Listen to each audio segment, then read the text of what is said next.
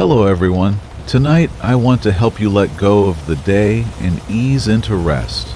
I know many of you use these videos to fall asleep, and it means a lot to be part of your nightly routine. So, if you haven't already, take a moment to like the video and subscribe. It truly helps. Now, close your eyes, and let's begin. Story 1. The Mack outweighs. The Mack outweighs both blocking vehicles combined, but I'm not armed, and there's no guarantee I can escape even if I breach their line. Running might also escalate the situation from robbery to attempted murder, assuming they're armed and willing to use lethal force to protect their operation. The mathematics of the situation play through my mind like a tactical assessment. 80,000 pounds of loaded truck versus maybe 8,000 pounds of passenger vehicles. But physics means nothing if they start shooting. Instead, I choose option 3 that saved more truckers than heroics or submission combined. I downshift rapidly, engine braking hard while laying on the horn in a continuous blast that shatters the roll of silence like a war cry. The air horn's 120 decibel wail carries for miles in the still night air, alerting anyone within hearing distance that something is seriously wrong on this isolated stretch of Kansas highway. At the same time, I flip on every light the Mack carries: headlights, markers, flashers, work lights, turning the truck into a rolling beacon visible from aircraft. The transformation is immediate and dramatic, like switching on a lighthouse in the middle of the prairie. The SUV swerves away from my cab, its driver apparently startled by the sudden noise and light show that announces their criminal activity to anyone within a 5-mile radius. The vehicles blocking the road ahead begin moving, their drivers scrambling to reposition as my horn continues its emergency blast. Their carefully choreographed ambush dissolves into chaos as I maintain speed toward their roadblock, betting that they won't risk a head-on collision with 80,000 pounds of truck moving at 45 miles per hour. The gamble pays off exactly as I hoped it would. The pickup truck lurches forward, clearing the right lane just as I thunder past with the sound of diesel exhaust and compressed air filling the night. The sedan attempts to move but stalls, forcing me to swerve onto the shoulder to avoid clipping its rear bumper. Gravel sprays from my tires like shotgun pellets as I fight to maintain control, the Mack's suspension bouncing over the uneven surface before I regain pavement and accelerate toward the distant lights of Abilene. In my mirrors, I watch the 3 vehicles attempt to regroup and continue pursuit, but their careful choreography has collapsed into amateur hour confusion. Vehicles try to turn around on a narrow highway while my air horn continues to announce their presence to anyone within miles. One of the cars has developed mechanical problems, sitting motionless with steam rising from under its hood like a defeated beast. The SUV manages to resume the chase, but they're now more than a mile behind and losing ground steadily as I push the Mack to its maximum legal speed. The engine responds with the deep-throated roar of a well-maintained Cummins under load, pulling strong despite the thin air at this altitude. Every mile marker that passes represents another small victory, another step closer to safety and civilization. Abilene's lights appear ahead like a constellation of hope scattered across the prairie. Streetlights, business signs, traffic signals that prove civilization still exists beyond the criminal darkness I've just escaped. I roll into town with horns still blaring, lights still flashing, looking like either a parade float celebrating some bizarre holiday or an emergency vehicle responding to a disaster that only I can see. The local police station sits on Main Street like a fortress of law and order. A modest brick building with 2 patrol cars parked outside under sodium vapor lights that cast everything in amber tones. I pull into their lot, set the parking brake with a satisfying hiss of compressed air, and continue honking until officers emerge to investigate the disturbance I'm creating in their quiet town. The next 2 hours blur together in a series of police interviews, radio communications, and incident reports that transform my nightmare into official documentation. The Kansas Highway Patrol confirms they had no units in the area and issued no instructions for me to exit the highway. Someone was indeed impersonating law enforcement, using sophisticated radio equipment to monitor and manipulate emergency communications with military-grade precision. A multi-agency search of Highway 177 finds the abandoned sedan, apparently stolen from a Kansas City suburb 3 days earlier, according to the VIN check, but no trace of the other vehicles or their occupants.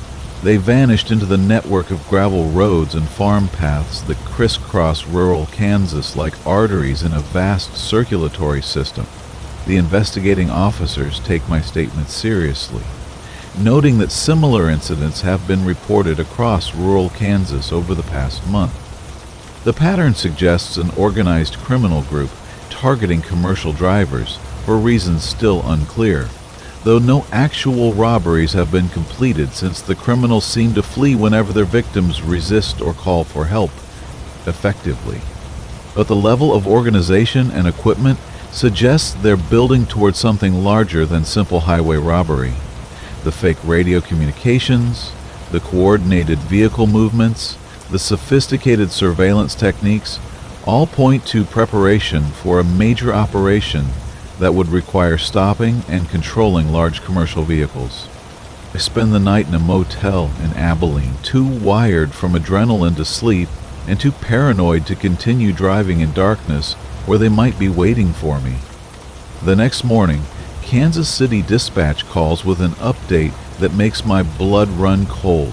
FBI agents want to interview me about the incident, and the company is installing satellite tracking and emergency communication equipment on all trucks as a precautionary measure. What happened to me has been categorized as domestic terrorism, an organized attempt to disrupt interstate commerce through intimidation and impersonation of law enforcement. The implications are staggering. Someone is testing tactics that could be used to intercept hazmat loads, armored cars, or other high-value targets that require military-style precision to stop and control. The drive back to Kansas City passes without incident, but I find myself checking mirrors obsessively and avoiding rural highways whenever possible. Every SUV becomes a potential threat, every radio transmission a possible deception. The paranoia follows me like a shadow, making routine runs feel like reconnaissance missions through hostile territory. The investigators eventually determined that my truck was targeted because of its size and the fact that I was traveling alone through an area with minimal law enforcement coverage. The criminals were apparently testing tactics for stopping larger vehicles, possibly as preparation for hijacking hazmat loads or armored trucks carrying cash or precious metals.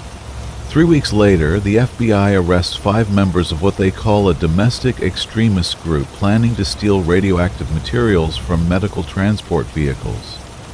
My encounter on Highway 177 was apparently a field test of their interception methods, using a random trucker as an unwitting training exercise for something far more sinister. The roadblock, the fake radio traffic, the coordinated pursuit, all of it was practiced for an operation that could have contaminated half of Kansas if they'd succeeded in their actual plan. The clerk at Junction Cities, Casey's, sends me a newspaper clipping about the arrests, along with a handwritten note that becomes my new philosophy. "Glad you trusted your instincts and didn't stop," she writes in careful cursive. "Sometimes the best defense against dangerous people is making enough noise that they can't hide in the shadows anymore." She's absolutely right, but the experience taught me that in small towns where everybody knows everybody, strangers asking questions about truckers should be treated as potential threats rather than curious travelers. Now, when I deadhead through rural areas, I maintain constant radio contact with dispatch, carry multiple communication devices, and plan routes that keep me close to populated areas where help is available quickly. I've learned that the isolation and independence that make trucking appealing can also make drivers vulnerable to predators who understand exactly how to exploit the trust and cooperation that keep America's highways functioning. The road tests everyone eventually, but some tests are designed by people who want you to fail in the worst possible way. The difference between passing and failing often comes down to recognizing danger before it recognizes you, and making enough noise to ensure that evil can't operate in silence and darkness. Because predators of all kinds prefer victims who suffer quietly, who disappear without a trace, who don't fight back effectively enough to expose the operation to scrutiny. But when truckers refuse to be easy targets, when they coordinate their resistance and make their struggles visible to the world, even the most sophisticated criminal operations often collapse under the weight of unwanted attention. The highway belongs to those who refuse to let fear drive their decisions, and sometimes survival depends on being loud, bright, and impossible to ignore when the wolves come calling in the dark. Story 2. The Cold Springs Deception. I'm Anna, 55 years old, with 28 years behind the wheel of a Kenworth W900 that's seen more miles than most astronauts. Tonight, I'm hauling steel coil from Pittsburgh to Spokane, a long pole that'll take me through some of the loneliest stretches in America. The load weighs 47,000 pounds of prime rolled steel destined for a fabrication plant outside the city. Dispatch routed me through Interstate 90 with a mandatory stop at Cold Springs Industrial Complex, mile marker 287, just east of Spokane. It's a newer facility built in what used to be farmland, designed for cross-docking operations where drivers can grab a meal, fuel up, and swap trailers if needed. I've been rolling for 11 hours since leaving the Monongahela Valley, my logbook showing I've got 3 hours left on my 14-hour window.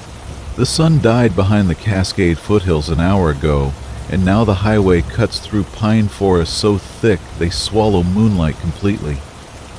My CB picks up occasional chatter from other night haulers, complaints about construction near Coeur d'Alene, warnings about black ice on Snoqualmie Pass, but mostly it's just the steady hum of tires on asphalt and the deep growl of the Cummins under my hood. The Cold Springs exit appears in my headlight beams. A plain green sign with white lettering that looks fresh enough to still smell like paint. I downshift, engine brake chattering, and follow the off-ramp to a 2-lane county road that winds through second growth timber. According to my GPS, the facility is 3 miles ahead, and my fuel gauge shows half empty, while the coffee I bought in Missoula has long since gone cold. Perfect timing for a break that should be routine. The facility emerges from the trees like something out of an industrial planning manual. 3 long, low buildings arranged in a horseshoe around a central yard with loading docks spaced every 50 feet. Floodlights on 30-foot poles cast harsh white light across the asphalt. But something feels wrong immediately. The place is completely deserted, with no other trucks, no forklifts moving between buildings, no workers in high-visibility vests directing traffic. Just empty concrete and shadows that stretch like black fingers between the light poles. I roll up to the guard shack, a prefab box with tinted windows, and idle while waiting for someone to emerge. Nothing happens. I tap the horn twice in a polite hello, but the sound just echoes off the warehouse walls and dies in the still air. Through the guard shack window, the interior is too dark to make out details, though a clipboard hangs from a chain beside the window with pages fluttering in a breeze I can't feel. After setting the parking brake, I grab my flashlight and climb down to investigate. The clipboard holds shipping manifests, but they're all dated 3 weeks ago, with the last entry showing a driver named Rodriguez delivering HVAC equipment on a Tuesday afternoon. Below that, nothing but blank pages yellowed with age. I shine the light through the guard shack window and see an empty chair, a coffee mug with a coating of green mold, and a desktop computer with a black screen. Wherever the guard went, he's been gone for quite a while. Back in the cab, I pull up the facility information on my fleet management system, which clearly states, Cold Springs Industrial Complex, fully operational, 24-hour receiving. The contact number connects me to a voicemail system that plays smooth jazz for 30 seconds before cutting to dead air. The emergency number listed on my bills of lading produces the same result. My satellite communication unit shows full signal strength, so the problem isn't on my end. I consider leaving, driving back to the interstate and calling dispatch to report the facility closed, but my delivery window is extremely tight. If I miss this cross-dock point, the steel could sit on my trailer for days while logistics sorts out an alternative, meaning detention pay disputes, late delivery penalties, and a black mark on my safety rating. Sometimes you push forward because the alternatives are worse than the unknown risks ahead. I ease the Kenworth through the open gate and follow yellow-painted arrows to Dock 7, where my paperwork indicates I should unload. The loading dock stretches like a concrete platform raised 4 feet above ground level, with heavy-duty bumper pads and dock levelers that appear normal except for the unnatural silence. Even automated facilities generate noise: conveyor belts, ventilation fans, backup alarms from electric forklifts. Here, the only sound is my engine cooling and the faint whistle of wind threading through the building's eaves. I back up to the dock, watching my mirrors as the trailer's rear doors align with the loading bay. The moment I set the brakes, the dock door slams down behind me with a metallic crash that echoes through the complex like a gunshot. My heart hammers against my ribs as I realize that dock doors don't fall on their own. They're hydraulic, controlled by switches inside the warehouse. Someone just trapped me here deliberately. Grabbing the CB microphone, I key up on channel 19. Breaker 19, emergency at Cold Springs Industrial, mile marker 287, eastbound I-90. Driver trapped at loading dock, need immediate assistance. Static answers my call. I try the emergency channel, then the company frequency, finding nothing but white noise and the distant hum of my reefer unit. My cell phone shows no bars, which isn't unusual in rural Washington, but the timing feels entirely too convenient. The Kenworth's air brakes hiss as I release them, planning to pull forward and escape through the yard, but when I shift into drive and give it throttle, the truck lurches forward only a few inches before grinding to a halt. I try again, with the same result, then set the parking brake and climb out to investigate the problem that's keeping me prisoner. In the harsh dock lighting, I see exactly what's wrong. Someone has chained my trailer's landing gear to a concrete anchor point embedded in the dock. Heavy logging chain, the kind used to secure bulldozers to lowboy trailers, secures my rig with a padlock that looks military grade. Whoever did this knew exactly what they were doing and had access to professional equipment. Panic claws at my throat, but 28 years on the road have taught me to think through problems methodically, rather than surrender to fear. I circle the trailer, looking for any other restraints, and find that the chain is the only visible problem, secured with a padlock that my bolt cutters back in the toolbox might be able to handle with enough time and effort. But first priority has to be communication and calling for help. I climb back into the cab and try the satellite emergency beacon, the expensive one that supposedly works anywhere on Earth. The indicator light flashes amber, then red, displaying no satellite acquisition on its screen. That's when I hear the footsteps, slow, deliberate, echoing from inside the warehouse behind the closed dock door. Boot heels on concrete, approaching from deep inside the building with measured steps that suggest someone who belongs here. The footsteps pause, then resume, closer now, and a shadow moves behind the frosted glass panels set into the dock door. A human silhouette, tall and thin, carrying something in one hand that could be a tool or weapon. "Security!" I call out, trying to sound authoritative rather than terrified. "I'm a commercial driver with a scheduled delivery.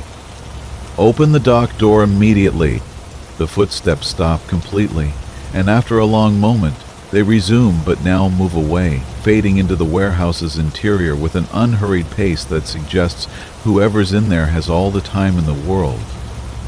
I wait for 5 minutes, listening to nothing but my own breathing and the tick of cooling metal. Then the footsteps return, accompanied by a new sound, the screech of metal on concrete, like someone dragging a heavy object across the floor. I shine my flashlight through the glass panels, but the warehouse interior is a maze of shadows, created by pallets stacked to the ceiling, aisles that disappear into darkness, and overhead cranes hanging motionless like mechanical vultures.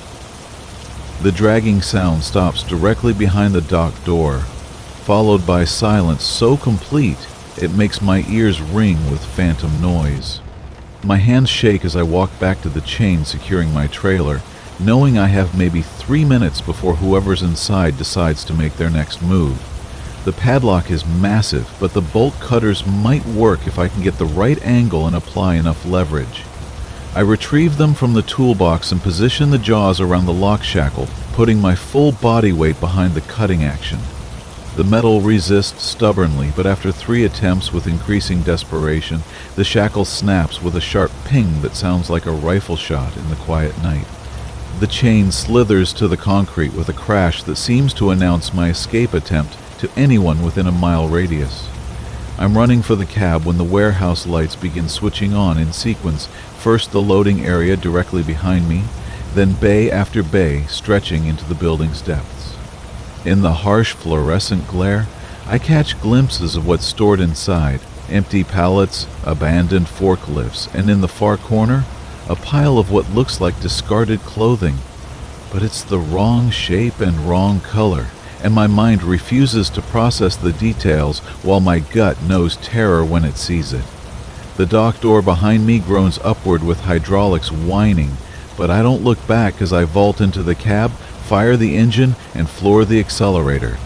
The Kenworth lurches forward with tires screaming against concrete as the trailer sways from taking the turn out of the loading area at twice the safe speed.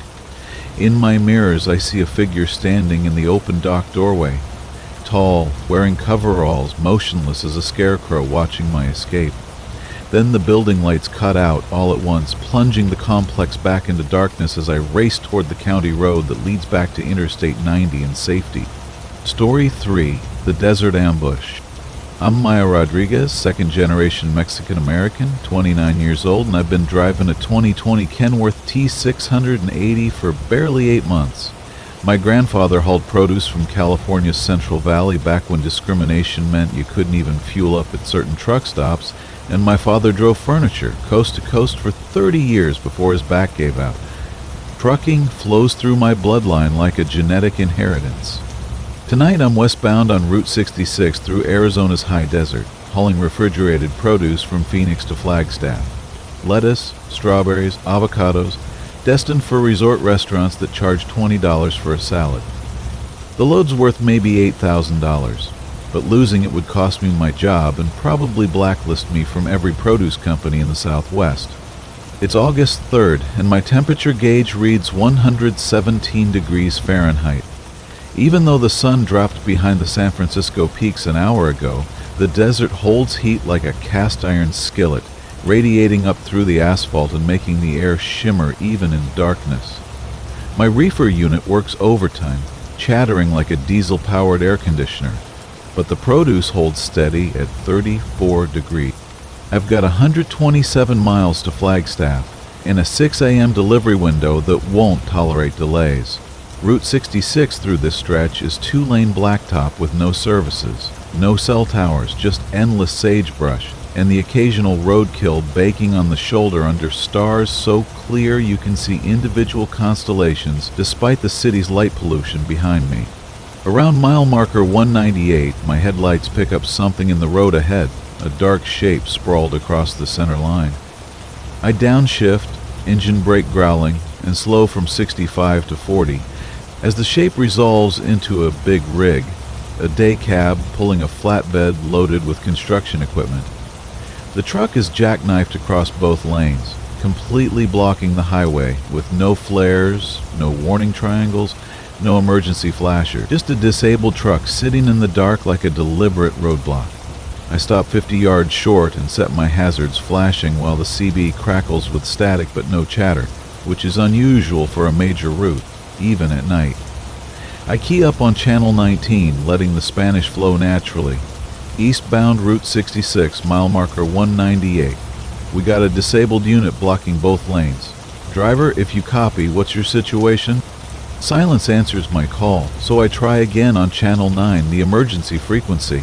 This time no one responds at all, which is deeply troubling since Mexican truckers, Monitor emergency channels religiously, especially on isolated highways, where mechanical problems can become life-threatening situations. I grabbed my flashlight and climbed down, leaving the engine running and doors unlocked, a habit my father drilled into me after 30 years of roadside encounters that didn't always end peacefully. The desert air hits like opening an oven door, dry and scorching even at 10:30 p.m. Somewhere in the darkness, a coyote yips once and falls silent, leaving only the sound of my boots crunching on gravel as I approach the jackknife truck. My flashlight beam dances across chrome bumpers and mud flaps decorated with silhouettes of naked women, revealing that this is a 2015 Freightliner Cascadia with Arizona plates and company logos too faded to read in the poor light. The driver's door hangs open with the interior dome light casting a weak yellow glow. I call out, "Driver, you okay in there?" but get no response as I ease closer. My combat boots, a Christmas gift from my father, crunching on broken glass from the passenger window. The windshield is spider-webbed but intact, suggesting impact rather than rollover. But there's no debris field, no skid marks, no evidence of what caused the jackknife. The cab is empty, with the driver's seat adjusted, for someone about my height. A logbook lies open on the dashboard, showing a driver named Peterson hauling rebar from Tucson to Las Vegas. Behind schedule, but legal on hours. His signature from the last fuel stop is barely 3 hours old.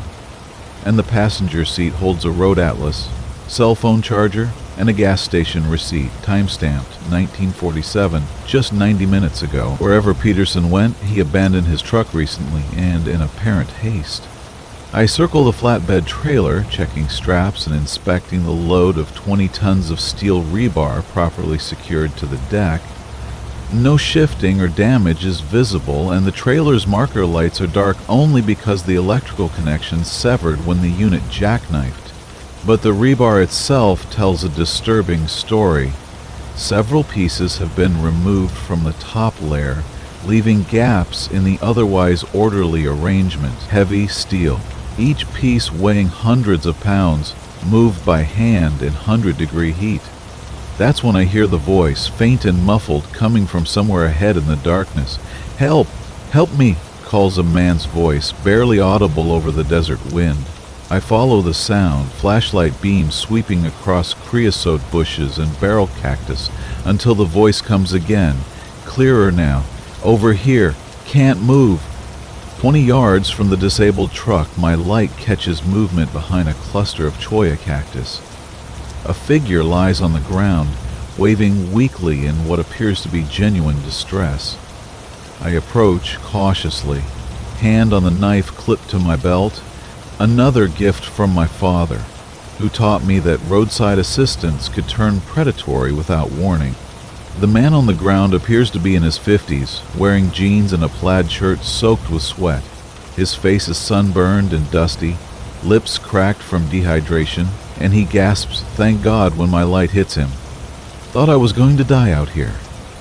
When I ask if he's Peterson, he nods, struggling to sit up while explaining that his truck broke down and he tried to walk for help, got turned around in the dark, and has been wandering for hours. His story makes sense since desert disorientation is common and the nearest services are 30 miles in either direction. But something feels off about the details. His clothes are dirty but not torn, his boots barely scuffed for someone who's supposedly been stumbling through cactus and rocks for hours. Most telling, his truck is clearly visible from where he's lying, its marker lights casting amber reflections off the highway. "What happened to your rig?" I ask, offering him my water bottle. He drinks greedily, spilling half down his shirt, then explains that he lost power steering coming around a curve, jackknifed trying to keep it on the road, and was lucky he didn't roll it. He gestures toward the truck with a shaking hand, claiming the radio's dead and his phone has no signal, leaving him stranded since sunset. I help him stand, noting that he's steadier on his feet than someone suffering genuine heat exhaustion should be. "My truck's got satellite communication," I tell him. "We can call for a wrecker and get you sorted out." He grins, showing teeth too white for a veteran driver, and says, "Appreciate it, miss. You're a lifesaver." As we walk back toward my Kenworth with Peterson leaning on my arm but not putting much weight on it, I notice details that didn't register before. The fuel tanks on his disabled truck are full, gauges visible through the open door, and the engine isn't steaming or smoking with no evidence of mechanical failure. Most telling, the trailer landing gear is down, supporting the front of the flatbed. You don't drop landing gear during an emergency jackknife, you do it when you're deliberately unhooking from the trailer. "Peterson," I say, stopping beside his cab, "why do you unhook from your trailer?" He blinks, confusion flickering across his features as he stammers, "What? I didn't. The impact must have..." He trails off, realizing his mistake. The fifth wheel release handle is clearly visible in the cab, pulled to the disconnected position. No impact causes that, only deliberate action by the driver. I back away, hand drifting toward my knife as I ask, "What's really going on here?" Peterson's demeanor shifts instantly, the helpless dehydration act dropping like a discarded mask. He straightens, no longer leaning or stumbling, and his voice loses the desperate edge. "Smart girl," he says almost admiringly. "Too smart for your own good." That's when I hear engines, multiple vehicles approaching from the east, with headlights still below the horizon but growing brighter by the second. Peterson grins and keys a handheld radio I hadn't noticed clipped to his belt. "Package inbound," he says into the device. "One driver, female, probably armed, standard intercept protocol." My blood turns to ice water despite the desert heat as I realize this isn't a breakdown but an ambush. The disabled truck is bait, Peterson the lure, and I've walked straight into a cargo theft operation that's probably been running this route for months. The approaching vehicles are the muscle coming to transfer my load and dispose of any witnesses who might complicate their business model. I think of my grandfather's stories about the old days when hijackers would strand drivers in the desert and steal entire rigs, leaving some drivers to die of thirst in the endless wilderness. But instead of running toward my truck where they expect me to go, I dash into the desert, with my flashlight off, hoping darkness will hide me until I can circle back or find help from an unexpected direction. Behind me, Peterson shouts instructions into his radio. "Southbound, into the brush, maybe 50 yards out. She's got a light, but she's running dark now." Headlights sweep the highway as 3 vehicles arrive, 2 pickup trucks and a semi-truck, probably stolen, ready to take my refrigerated load. The desert floor is treacherous in darkness, with every step a gamble between solid ground and hidden obstacles. Cholla cactus catches my jeans with thorns like fishhooks tearing fabric and skin, while rocks turn under my boots, threatening to snap an ankle. But I keep moving, using sound to navigate as voices from the highway grow fainter and engine noise spreads as they begin their search. 20 minutes into my flight, I'm lost, with the highway lights disappeared behind low hills and the desert stretching endlessly in every direction. My water bottle is back at the truck, the temperature still above 90 degrees, and without shelter or navigation, I have maybe 6 hours before dehydration becomes life-threatening. But stopping means capture, and capture means disappearing into the vast emptiness that swallows inconvenient witnesses who stumble into operations that can't tolerate exposure. I climb a rocky outcrop, hoping for a view back to the highway, and from the crest I can see the glow of headlights maybe a mile away. My truck surrounded by the hijackers' vehicles as they transfer the load, probably to refrigerated containers in their semi. A professional operation, efficient and practical. In an hour, they'll be gone, leaving only Peterson's abandoned day cab and questions no one will ask, because missing produce drivers are just another casualty of a dangerous profession. That's when I spot the second set of lights approaching from the west, still distant but moving fast. A single vehicle traveling the speed limit, probably a legitimate traveler who doesn't know they're driving into an active crime scene. I pull out my cell phone, praying for even one bar of signal, but find nothing. However, the phone's LED flashlight still works, so I cover the lens with my fingers, creating a dim red glow, and begin signaling SOS toward the approaching vehicle. 3 short, 3 long, 3 short, repeated until my thumb cramps from the repetitive motion. The westbound vehicle slows, then stops, and through the desert air I hear a diesel engine. Another trucker probably wondering about the activity ahead, which creates the perfect situation. Truckers monitor CB radios religiously, and even these hijackers won't risk attacking another big rig with a driver who can radio for help and coordinate resistance. I scramble down the outcrop, heading toward the sound while using every landmark I can memorize to navigate in the darkness. 15 minutes later, I emerge from the brush line, 50 yards from an idling Peterbilt with Montana plates. The driver, a weathered man in his 60s, stands beside his cab with binoculars, studying the scene ahead with the careful attention of someone who's seen trouble before. Approach slowly with hands visible, calling out before I get close enough to seem threatening. "Driver, I need help. There's a hijacking in progress up ahead." He lowers the binoculars and studies me. Torn jeans, cactus thorns, dust-caked and exhausted, but obviously not a threat. "You the driver of that reefer unit?" he asks, and I nod while quickly explaining the disabled truck, Peterson's deception, and the arriving vehicles. He listens without interruption, then pulls out a satellite phone. "Montana DOT dispatch, this is Unit 447. I need immediate highway patrol response. Route 66 eastbound, mile marker 198, armed hijacking in progress. Driver safe but stranded." The response is swift and professional since Arizona Highway Patrol has had reports of cargo theft along this stretch and has been running surveillance operations. The unmarked units are already positioning for intercept, and the Montana driver's call provides real-time intelligence they need to move decisively. He keeps me behind his truck while we wait, sharing water and updating dispatch on the hijackers' movements. 20 minutes later, the desert explodes with red and blue lights as state police close in from multiple directions. The hijackers' vehicles scatter like startled wildlife, but there's nowhere to run. On empty highway with air support vectoring ground units toward any movement. 2 pickups are stopped within minutes, with drivers arrested at gunpoint, while the stolen semi abandons my trailer and flees cross-country, but helicopter thermal imaging tracks it to a wash where the driver surrenders rather than risk rolling in soft sand. Peterson vanishes into the brush when the first police lights appear, but the 2 hijackers in custody provide enough information to break up a theft ring that's been hitting Route 66 for 8 months.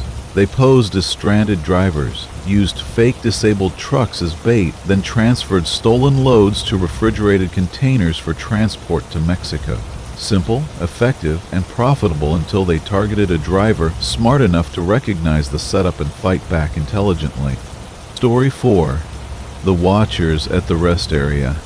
I'm Smith, 28 years old, 6 months out of CDL school, still getting used to the endless hum of interstate asphalt under a 2003 Freightliner Cascadia day cab. Tonight I'm hauling 42,000 pounds of paper stock from Lexington, Kentucky down to Atlanta on Interstate 75. Dispatch wants me through Chattanooga before dawn to dodge morning congestion, so I left the shipper at 9 p.m. and have been chewing miles ever since. The logbook's legal, the coffee is cheap, and the road is slick with an early spring drizzle that beads on the windshield like mercury. My CB stays tuned to Channel 19 out of habit, but the chatter is thin with just a few veteran hands grumbling about construction south of Knoxville. By 1:15 my eyelids sag as the caffeine is peaked, and the faint hiss of rain against the cab becomes hypnotic. I spot the blue and white rest area sign at mile marker 158, 3 miles ahead, right lane exit only. Perfect timing for what should be a quick 15-minute power nap and a walk around to keep me sharp till Georgia. I key the microphone. Breaker 19, anyone got eyes on that rest area ahead? Chattanooga bound. A fuzzy voice comes back, heavy with Tennessee twang. Plenty of room, driver. Watch the potholes, slick as owl snot tonight. I thank him, signal, right. and ease down the ramp toward what appears to be a routine rest stop that will let me recharge for the final push south. The rest area sits in a shallow bowl of pine and sweet gum, lights half dimmed to save the state's electric bill. Only 6 rigs occupy the tractor-trailer lot, spaced like silent monuments in the misty darkness. I glide into a pull-through slot between a cattle hauler and a flatbed loaded with steel coil, set the parking brakes with a satisfying hiss, and let the engine idle a minute to cool the turbo. I crack the cab door and step onto wet asphalt, breathing humid air that smells of diesel exhaust, pine sap, and those antiseptic wafers they hang in the men's room. First things first. A walk-around inspection to make sure nothing's come loose or gone wrong during the drive. I click a flashlight on and trace the beam across my tires, making sure none are low and the mud flap bolts are still snug. I tap each strap on the box trailer, inspect the glad hand seals, then shine the light along the fifth wheel jaws. Everything's ship-shape, so I stretch my lower back, feel vertebrae pop like knuckles, and glance at the cattle hauler next door. The animals inside shift restlessly, breathing loud in the damp night, while the driver's curtains are drawn tight against prying eyes. I climb back in, kill the headlights, and set a 15-minute phone alarm. With the seat reclined, I close my eyes, letting the sound of reefer units and distant highway traffic lull me toward the edge of sleep. I'm hovering between wakefulness and dream when a metallic clink snaps me upright, a padlock striking metal, maybe amplified by the stillness and my heightened awareness. My heart bangs against my ribs as I thumb the alarm off and listen intently. Nothing now except a low groan from the cattle trailer and the hiss of air suspensions settling into their parking positions. I chalk it up to nerves, reach for the door handle, and slide out to make a quick restroom run before attempting sleep again. The fog has thickened considerably, turning the rest area building into a vague shape 20 yards away, silhouetted by dim fluorescent tubes that flicker intermittently. As I walk, boots splashing in shallow puddles, I hear gravel crunch behind me. I turn quickly, but see no one. Just the flatbed's tarps flapping lazily in a breeze I can't feel on my skin. I scan the cars in the four-wheeler lot and count 2 sedans, both dark and probably empty, most likely nothing to worry about, just the normal sounds of a rest area settling into the quiet hours. Inside the restroom, the lights flicker but hold steady, and I splash water on my face, seeing a road-worn man with bloodshot eyes and 3-day stubble staring back from the mirror. While drying my hands on a paper towel, I catch motion in the reflection, a stall door easing shut at the far end of the facility. I hadn't heard anyone come in during my brief time at the sink. "Evening," I say reflexively, but no reply comes from the closed stall. I wait, listening for footsteps, zipper sounds, toilet flush, anything that would indicate normal human activity. Nothing. The silence presses on my eardrums like deep water. I shake my head, drop the towel, and head out, telling myself that truck stop paranoia is a real thing that affects drivers who spend too much time alone. Back in the lot, the fog has become a wall of white moisture that makes my Cascadia's marker lights glow faint amber 50 feet away. Halfway there, static crackles on my handheld CB clipped to my belt, a rogue transmission bleeding through the normal channels. "Come out, big rig boy!" The voice is male, raspy, almost playful, but it's broadcasting on channel 19, open air for anyone to hear. I spin around, scanning for cab lights or someone holding a walkie-talkie, but the only movement is steam rising from the cattle hauler's exhaust stack. I quick step to the truck, climb in, and slam the door, locking both latches while thumbing the dome light off. I sit motionless, ears tuned to the night, as the handheld CB hisses again with carrier wave but no words. I grab the microphone on the dash. "Who's messing with me on 19? Silence follows, then a faint chuckle, as if someone's covering their microphone while laughing at a private joke. My pulse drums against my neck as I remind myself there's an easy explanation. Some bored driver with a linear amplifier and too much caffeine, playing pranks on rookie drivers who don't know better than to take the bait. Still, my stomach knots with unease, and I decide the nap is over. I'll push through Chattanooga and snooze at the company yard, where security cameras and other drivers provide safety in numbers. I fire the engine, watch gauges sweep to normal readings, oil 40 psi, volts 13.8, air 120, and flip on the headlights. In the beams, a figure stands dead center of the exit lane, maybe 40 yards ahead. Male, average height, wearing a reflective vest and holding a large flashlight pointed down with the lens covered by his palm, so only a muted glow leaks out. Could be rest area security or Department of Transportation enforcement, but he's not waving me forward or motioning me to stop. He's just standing there like a statue, perfectly still in the swirling fog. I key up again. Driver in the vest, you need something? The figure tilts his head, then raises the flashlight, shining it directly at my windshield. The beam blooms white-hot, forcing me to squint and raise a hand to shield my eyes.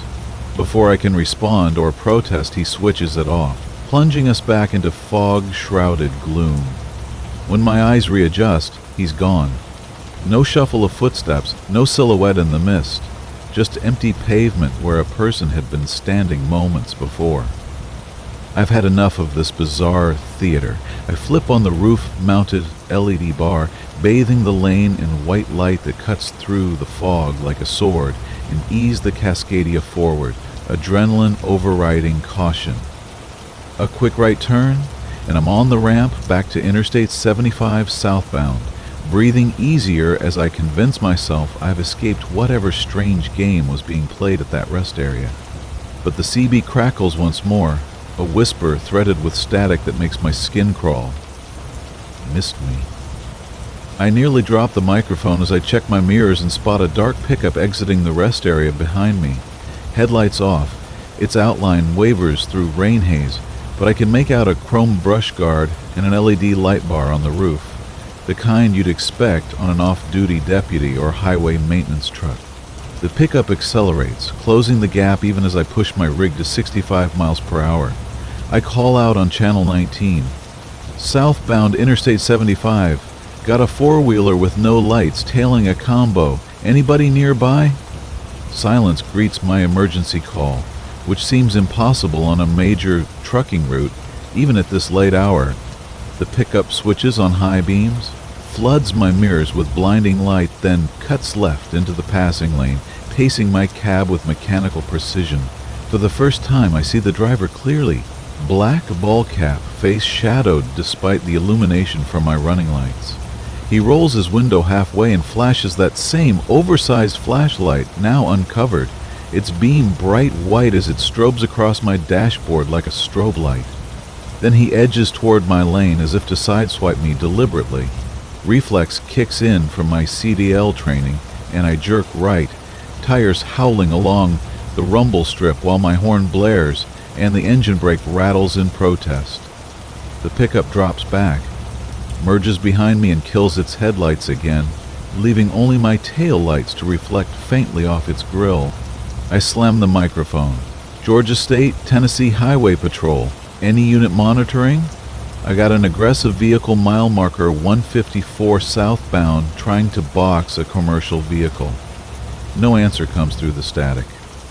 My phone sits in a dashboard cradle, but when I check it, there are no bars, mountain foothills, and a cheap carrier conspiring to isolate me from help. The pickup inches closer until its bumper disappears under my ICC bar, riding so close that any sudden braking would cause a collision. I feather the trailer brake to tap the lights, hoping to spook him with surprise illumination, but he swerves left, then accelerates, passing me while scraping the flashlight beam along the passenger side trailer wall as if inspecting the cargo. The light pauses on the cargo door handle with obvious interest, then he hurtles forward, cutting back into the right lane, so close the draft rattles my hood mirrors. Up ahead, Headlights of an oncoming northbound rig knife through the median trees, proof I'm not alone on this stretch, but too far away to provide any immediate assistance. I downshift, bring my speed to 55, trying to keep distance between us while the pickup stays parallel, matching my reduced pace with unnatural precision. Its roof light bar suddenly flashes red and blue strobes without any siren, looking every bit like undercover law enforcement conducting a traffic stop. Relief crashes through me like a wave. Maybe this is a plainclothes trooper after all, trying to flag a mechanical issue I missed during my inspection. I key the microphone again. "Officer, if that's you, say your unit number. I'll comply with any lawful order." The only response is the light bar switching off, plunging the truck back into darkness. My relief mutates to dread so fast it makes me dizzy. The pickup brake check suddenly falls behind my trailer, then darts right onto the shoulder, where it rides the gravel with uncanny stability. Its driver's side door swings open, and the man in the reflective vest steps out while the vehicle is still moving. Jogging alongside my cab while clutching the flashlight like a baton, he slaps the trailer wall twice, bang, bang, then plunges into the tree line, lost in the night. I lose sight of the pickup as well. It is veered onto the grassy median, ghosting through kudzu and saplings with no lights visible anywhere. I keep the hammer down, engine roaring at 1700 RPM, praying nothing critical has been damaged by this bizarre encounter. 10 miles later, my cell signal returns, and I dial 911 immediately. This time it rings, and I blurt out my mile marker, description, and what just happened to a dispatcher whose tone goes clipped and professional. "We've had similar reports tonight," she tells me. "Troopers are en route. Do not stop your vehicle until you reach the next way station at mile 131. I'm shaking so hard the steering wheel vibrates as I lock the doors again, turn every light I have to maximum, and set cruise control at 62. The rain picks up.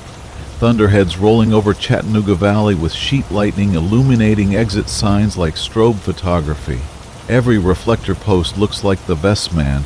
Every dip in pavement feels like tire failure threatening to strand me.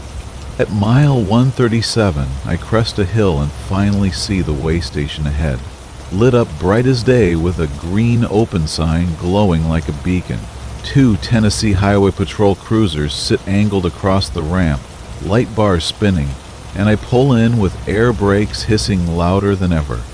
Troopers direct me into an inspection bay with guns unholstered but pointed down, motioning through my driver window. After I kill the engine, with hands visible, they clear me to step out and run my bin, CDL, and scan to verify the trailer's seal is intact.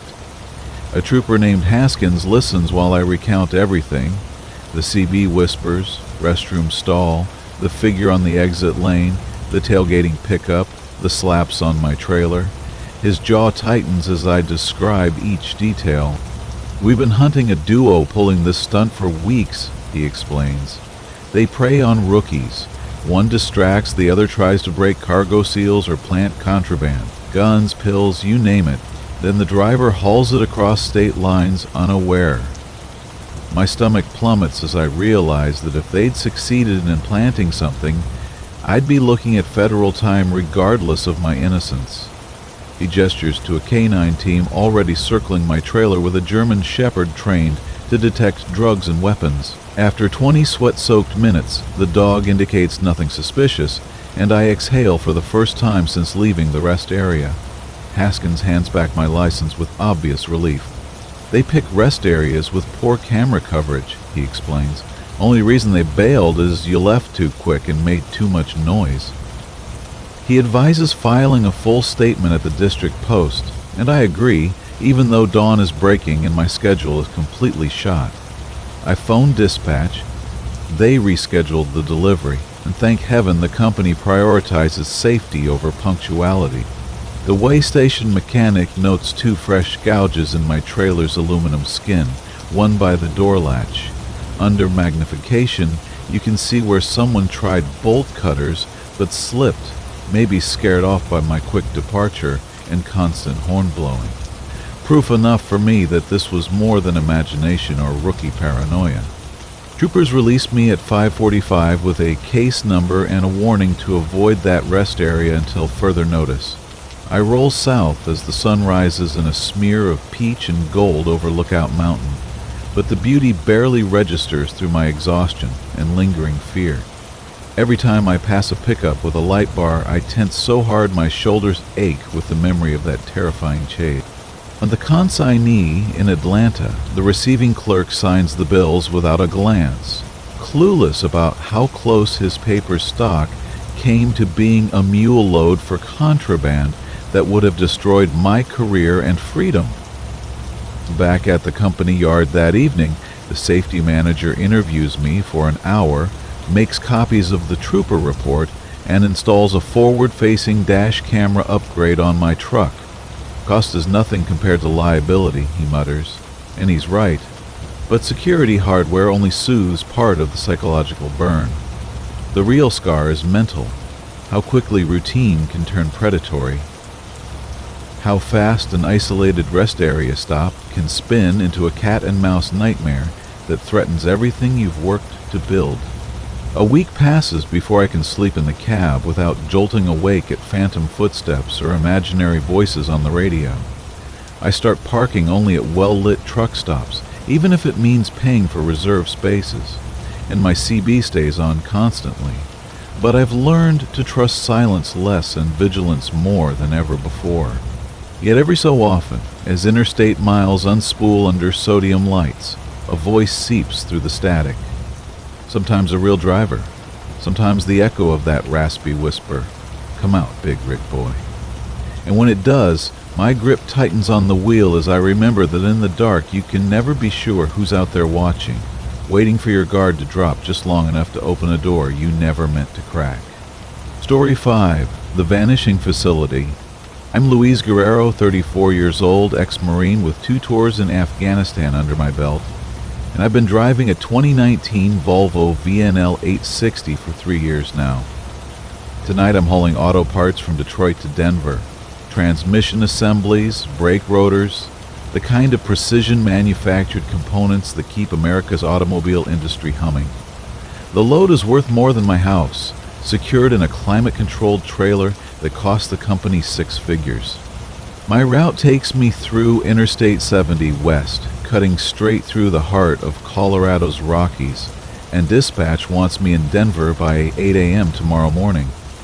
It's February 15th, and the Weather Channel has been screaming about a massive winter storm system moving down from Canada, but the forecast showed it tracking north of my route when I left Detroit, under a canopy of stars so bright they looked like holes punched in black velvet. Clear skies, they promised, temperatures dropping to single digits, but no precipitation expected until I'm safely parked at the consignee. That was 6 hours ago, and now, climbing through the Eisenhower Tunnel approach at 10,800 feet above sea level, those stars have vanished behind a wall of clouds thick as concrete. The first snowflakes hit my windshield just past Silverthorne, fat and lazy, melting instantly on the heated glass. I've driven through plenty of mountain weather, and nothing in Colorado compares to the sandstorms and IED craters of Helmand Province, so I dial back my speed to 55 and keep climbing. The Volvo's engine breathes hard in the thin air, turbo working overtime, exhaust visible in the headlight beams like dragon's breath. My CB crackles with chatter from other drivers. "Eastbound, how's it looking over Vale Pass? Slushy but manageable. Driver, keep your intervals." By Glenwood Canyon, the snow is falling sideways, driven by winds that howl through the rock formations like artillery shells. My GPS shows 127 miles to Denver, but I'm only making 35 miles per hour now, following the twin red smears of taillights from a refrigerated unit hauling produce. Behind me, headlights of another truck maintain perfect distance, probably an experienced mountain driver who knows better than to tailgate on black ice. The canyon walls rise on both sides like the ramparts of some ancient fortress, and for a moment I'm transported back to the Hindu Kush, convoying through passes where Taliban snipers waited in caves above the roadway. The memory dissolves when my trailer slides left on a gentle curve, weight shifting despite the load being properly distributed. I ease off the throttle, feel the Volvo's stability control system pulse the brakes to regain traction. The reefer ahead of me has activated his flashers, universal signal for hazardous conditions. I match him, amber lights painting the swirling snow like a strobe light. My fuel gauge shows 3/4 full, plenty to reach Denver. But the storm is intensifying faster than any forecast predicted. At exit 116, the chain-up area appears through the blizzard, a flat pull-out where trucks can install tire chains before tackling the steepest grades. But as I ease toward the ramp, I see it's completely blocked by jackknife trailers and abandoned vehicles. A Colorado State Patrol cruiser sits at an angle, light bars spinning but no trooper is visible, probably helping stranded motorists or directing traffic at another choke point. I key up the CB. Eastbound, anybody got eyes on chain-up conditions at 116? Static answers, punctuated by the occasional broken transmission. Closed ahead, no through traffic, seek shelter. The words chill me more than the sub-zero air. I've been monitoring weather reports all evening, and nothing indicated road closures, but mountain weather changes faster than tactical situations. Sometimes you find yourself cut off from friendly forces with no alternative but to dig in and wait for extraction. I downshift to 4th gear and push west, hoping to find an open truck stop or at least a wide shoulder where I can ride out the worst of it. That's when I see the overturned tanker lying on its side in the median between eastbound and westbound lanes. A massive aluminum cylinder gleaming dully in my headlights. The tractor is nowhere visible, probably rolled down the embankment or been pulled away by emergency crews. But the tanker trailer sits abandoned like a beached whale. Placards on its sides, too snow-covered to read. No flares, no warning lights, no emergency vehicles attending the scene. Just a 10,000-gallon hazmat container sitting unguarded in a blizzard. I pull onto the shoulder, hazards flashing, and grab my flashlight and emergency radio. Military training kicks in. Assess the situation, identify threats, establish communications. I trudge through knee-deep snow toward the tanker, each step crunching through a crust that immediately fills with fresh powder. The wind cuts through my insulated coveralls like razor wire, and I can feel my beard collecting ice crystals with each exhaled breath. The tanker is maybe 50 yards away, but it feels like crossing a minefield in slow motion. As I get closer, details emerge from the snow and darkness. The tanker is relatively new, maybe 5 years old, with dot numbers still visible through the accumulating ice. The trailer's running lights are dark, no electrical connection to power them. More troubling, there's no evidence of a rollover, no gouged earth, no debris field, no skid marks. It's as if someone simply set the tanker on its side in the median and walked away. I circle the tank, looking for placards or shipping papers that might identify the contents. The mandatory hazmat diamonds are covered with ice, but I scrape away enough snow to reveal a Class 3 classification. Flammable liquid. Could be gasoline, diesel, industrial solvent. Dozens of possibilities. What matters is that a ruptured tank this size could contaminate groundwater for miles or create a vapor cloud that would turn the interstate into a fireball if ignited. That's when I hear the tapping, faint, rhythmic, metal on metal coming from inside the tanker. I press my ear against the aluminum skin and listen. Tap, tap, tap. Pause. Tap, tap, tap. 3 short, 3 long, 3 short. OSO, SOS in Morse code, the universal distress signal every Marine learns in basic training. Someone is alive inside that tank. "Hello!" I shout, pounding on the tanker wall with my flashlight. "Can you hear me?"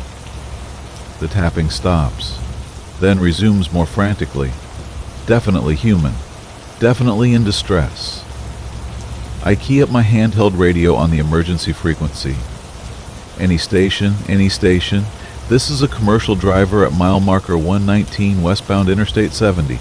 I have a hazmat situation with possible persons trapped. Immediate emergency response required. Static answers. I try my satellite emergency beacon, the expensive one that's supposed to reach rescue services anywhere on Earth. The unit powers up, searches for satellites, then displays, no signal acquired.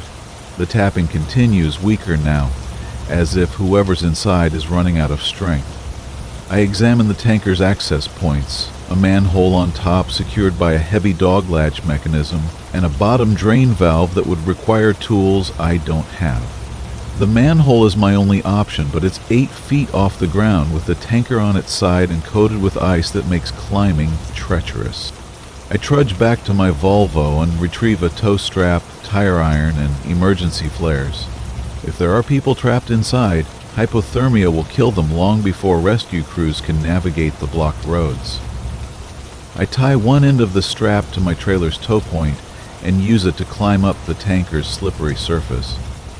Boots slipping on the ice-covered aluminum. 3 times I slide back to the snow, cursing like the grunt I used to be. On the 4th attempt, I make it to the top and work the manhole's locking mechanism.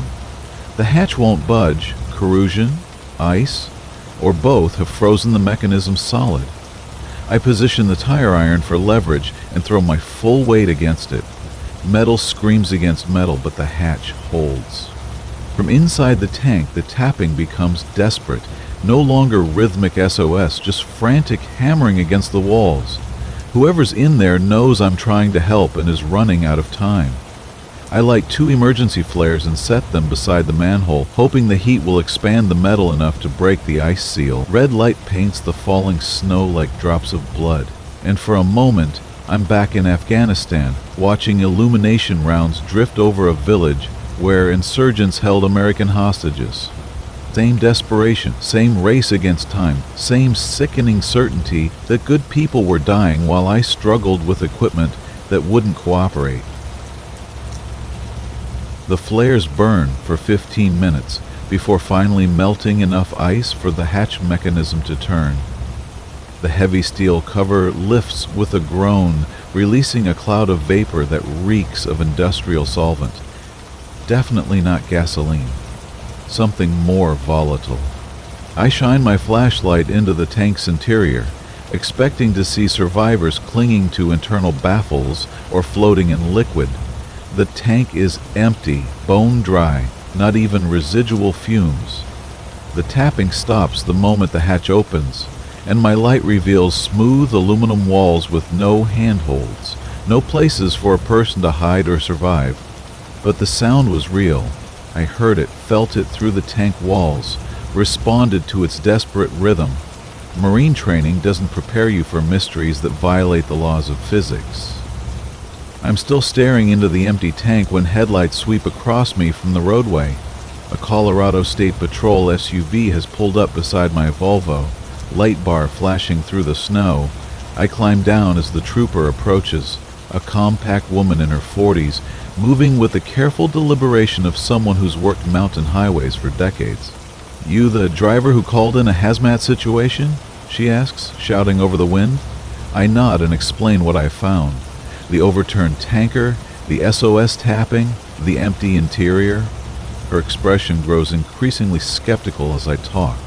When I finish, she shines her own flashlight at the tanker and shakes her head. "Driver, this trailer's been here 3 weeks.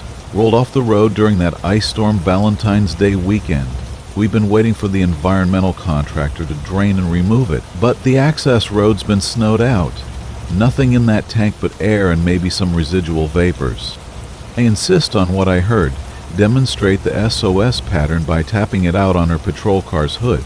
She listens patiently, then explains thermal expansion and contraction. Empty tanks make all kinds of noise when temperatures fluctuate. Metal pops, settles, sounds like Morse code if you're listening for patterns. Happens all the time with abandoned equipment. Her explanation makes scientific sense, but it doesn't account for the timing. Why the tapping started exactly when I approached, why it responded to my movements, why it stopped the instant I opened the hatch. I mention these details, but she's already walking back toward her SUV. "Storm's getting worse," she calls over her shoulder. "Roads closing in both directions past Georgetown. You need to turn around and seek shelter in Glenwood Springs. No through traffic until morning." I want to argue, but military experience taught me when to follow orders from higher authority. I secure the tanker's manhole, collect my equipment, and trudge back to the Volvo, through snow that's now falling so hard it's like walking through a white curtain. As I fire up the engine and begin the slow U-turn process, my headlights sweep across the tanker one final time. For just a moment, I could swear I see handprints pressed against the aluminum skin from the inside, 5-fingered impressions visible only in the angled light, as if someone were trapped within and desperately trying to signal for help. But when I stop and shine my flashlight directly at the spot, there's nothing but smooth metal and accumulated snow. The drive back to Glenwood Springs takes 2 hours, through white-knuckle conditions that would have challenged a tracked vehicle. I find a parking space at a truck stop that's already packed with stranded drivers, all of us waiting for dawn and snowplows to reopen the interstate. In the restaurant, conversation revolves around the storm, how fast it intensified, how far behind schedule everyone will be, whether companies will pay detention for weather delays. I don't mention the tanker or the sounds I heard. Military service teaches you that some experiences don't translate to civilian conversation, that certain truths sound like delusions when stripped of their context. But I can't shake the memory of that rhythmic tapping, the desperate precision of SOS transmitted through aluminum walls, the handprints that existed only in peripheral vision. The next morning, the interstate reopens under crystalline blue skies that make the previous night feel like a fever dream. I complete my delivery to Denver 3 hours late, well within acceptable weather delays, and file a routine trip report that mentions extreme conditions and emergency stop for hazmat assessment. Nothing about phantom SOS signals or impossible handprints. 2 weeks later, I'm hauling electronics back through the same stretch of Interstate 70. The abandoned tanker is gone, removed by environmental contractors according to a road crew I ask about it. But at mile marker 119, where the median still shows faint scorch marks from my emergency flares, I slow down and listen. The Volvo's engine hums. Snow chains sing against asphalt, and the CB crackles with normal driver chatter. But underneath it all, if I strain my ears and let my imagination wander, I can almost hear it. A faint tapping, 3 short, 3 long, 3 short, transmitted through the mountain air like an echo from another dimension. Maybe it's wind through the canyon walls, maybe thermal expansion of guardrails, maybe the sound of my own heartbeat amplified by altitude and memory. Or maybe in the thin air and infinite silence of the Colorado Rockies, some distress signals never stop broadcasting, regardless of whether anyone's left alive to send them. Story 6, The Broken Scale. I'm Tyler Bennett, 29 years old, a newbie owner-operator who's been driving my pride and joy, a 2021 Kenworth T6 080, for exactly 8 months now. Tonight I'm eastbound on Interstate 30, approaching the Texas-Arkansas way station that sits like a concrete island between the Twin Cities. The facility straddles the state line, a sprawling complex of inspection bays and administrative buildings that processes thousands of commercial vehicles every week. My flatbed trailer carries 42,000 pounds of steel coils bound for a fabrication plant in Meridian, Mississippi, and I'm running legal on both weight and hours. The delivery window opens at 8 a.m. tomorrow, giving me just enough time to make the run if I don't hit any delays. It's 10:15 on a humid September night, the kind of oppressive heat that makes asphalt soft and turns truck cabs into rolling saunas despite air conditioning running full blast. The way station appears in my headlights like an industrial mirage. Concrete platforms lit by sodium vapor lamps, electronic signs directing traffic flow, and the familiar sight of big rigs queued up for inspection. I've been through this facility maybe a dozen times since buying my rig, and it's always been routine. Pull onto the scale, get my weight ticket, maybe endure a quick safety inspection if I'm selected for random screening. Tonight feels different though, and I can't put my finger on why. The air seems thicker, charged with electricity like the moments before a thunderstorm. I ease the Kenworth into the approach lane, following a grain hauler that's just finishing its way in. The scale house sits elevated above the platform, its windows glowing yellow against the night sky. Through the glass, I can see the silhouette of the station attendant, a burly man named Hoskins, who's worked this shift for at least 10 years. He waves me forward with the same bored gesture I've seen countless times, but something about his movements seems sluggish, almost mechanical, like he's operating on autopilot rather than conscious thought. The electronic sign flashes "Proceed to Scale" in amber letters, and I guide my rig onto the platform, feeling the familiar dip as 80,000 pounds settle onto the load cells. My air brakes hiss as I come to a stop, and I wait for the weight reading to stabilize on the digital display. That's when Hoskins' voice crackles over the intercom, distorted by poor audio quality and what sounds like interference from nearby radio equipment. "Weight readings glitched tonight," he says, words slightly slurred as if he's fighting sleep or something worse. "Scale might show heavier than actual. Don't worry about it, just keep your receipt straight." The warning strikes me as odd, since weigh stations run calibrated equipment that's tested regularly by state inspectors. Glitches are rare, and when they occur, stations usually shut down affected scales until repairs are completed. But Hoskins has been here longer than I've been driving, so I figure he knows what he's talking about. And wait for my weight ticket. I watch the digital display cycle through its calculation, expecting to see my gross weight appear in glowing red numbers. Instead, the display shows 0, not an error code, not a system fault message, just 3 zeros where my weight should be. I tap the horn lightly, a polite signal that something's wrong with the reading. But Hoskins doesn't respond from the scale house, and the intercom remains silent. I check my mirrors, making sure I'm properly positioned on the platform, then wait for instructions that don't come. That's when I hear the voice, not over the intercom or CB radio, but seeming to come from the scale platform itself, a low, distorted utterance that sounds like, "Too heavy." The words echo strangely, as if spoken in an empty warehouse rather than the open air of a truck weigh station. I look up at the scale house, but Hoskins appears to be reading paperwork, oblivious to whatever I'm hearing. I key up my CB radio, hoping to reach another driver who might explain what's happening. "Breaker 19, any drivers monitoring Texas-Arkansas scales? Getting some weird readings here." Static answers, punctuated by what sounds like whispered voices just below the threshold of understanding. I try again on channel 19. "Texas-Arkansas scales," driver on the platform. "Scale showing 0 weight. Need assistance." This time the static resolves into something that makes my blood run cold. A voice barely audible saying, "You're next." My hands shake as I adjust the CB squelch, trying to clear the interference. The whispered voice comes again, clearer now. "You're next. You're heavier." The words don't make sense in the context of a routine weigh station stop, but they carry an unmistakable threat that makes my skin crawl with primitive fear. I grab my logbook and bills of lading, double-checking my calculations. Gross weight 79,800 pounds, legal on all axles, clean inspection record.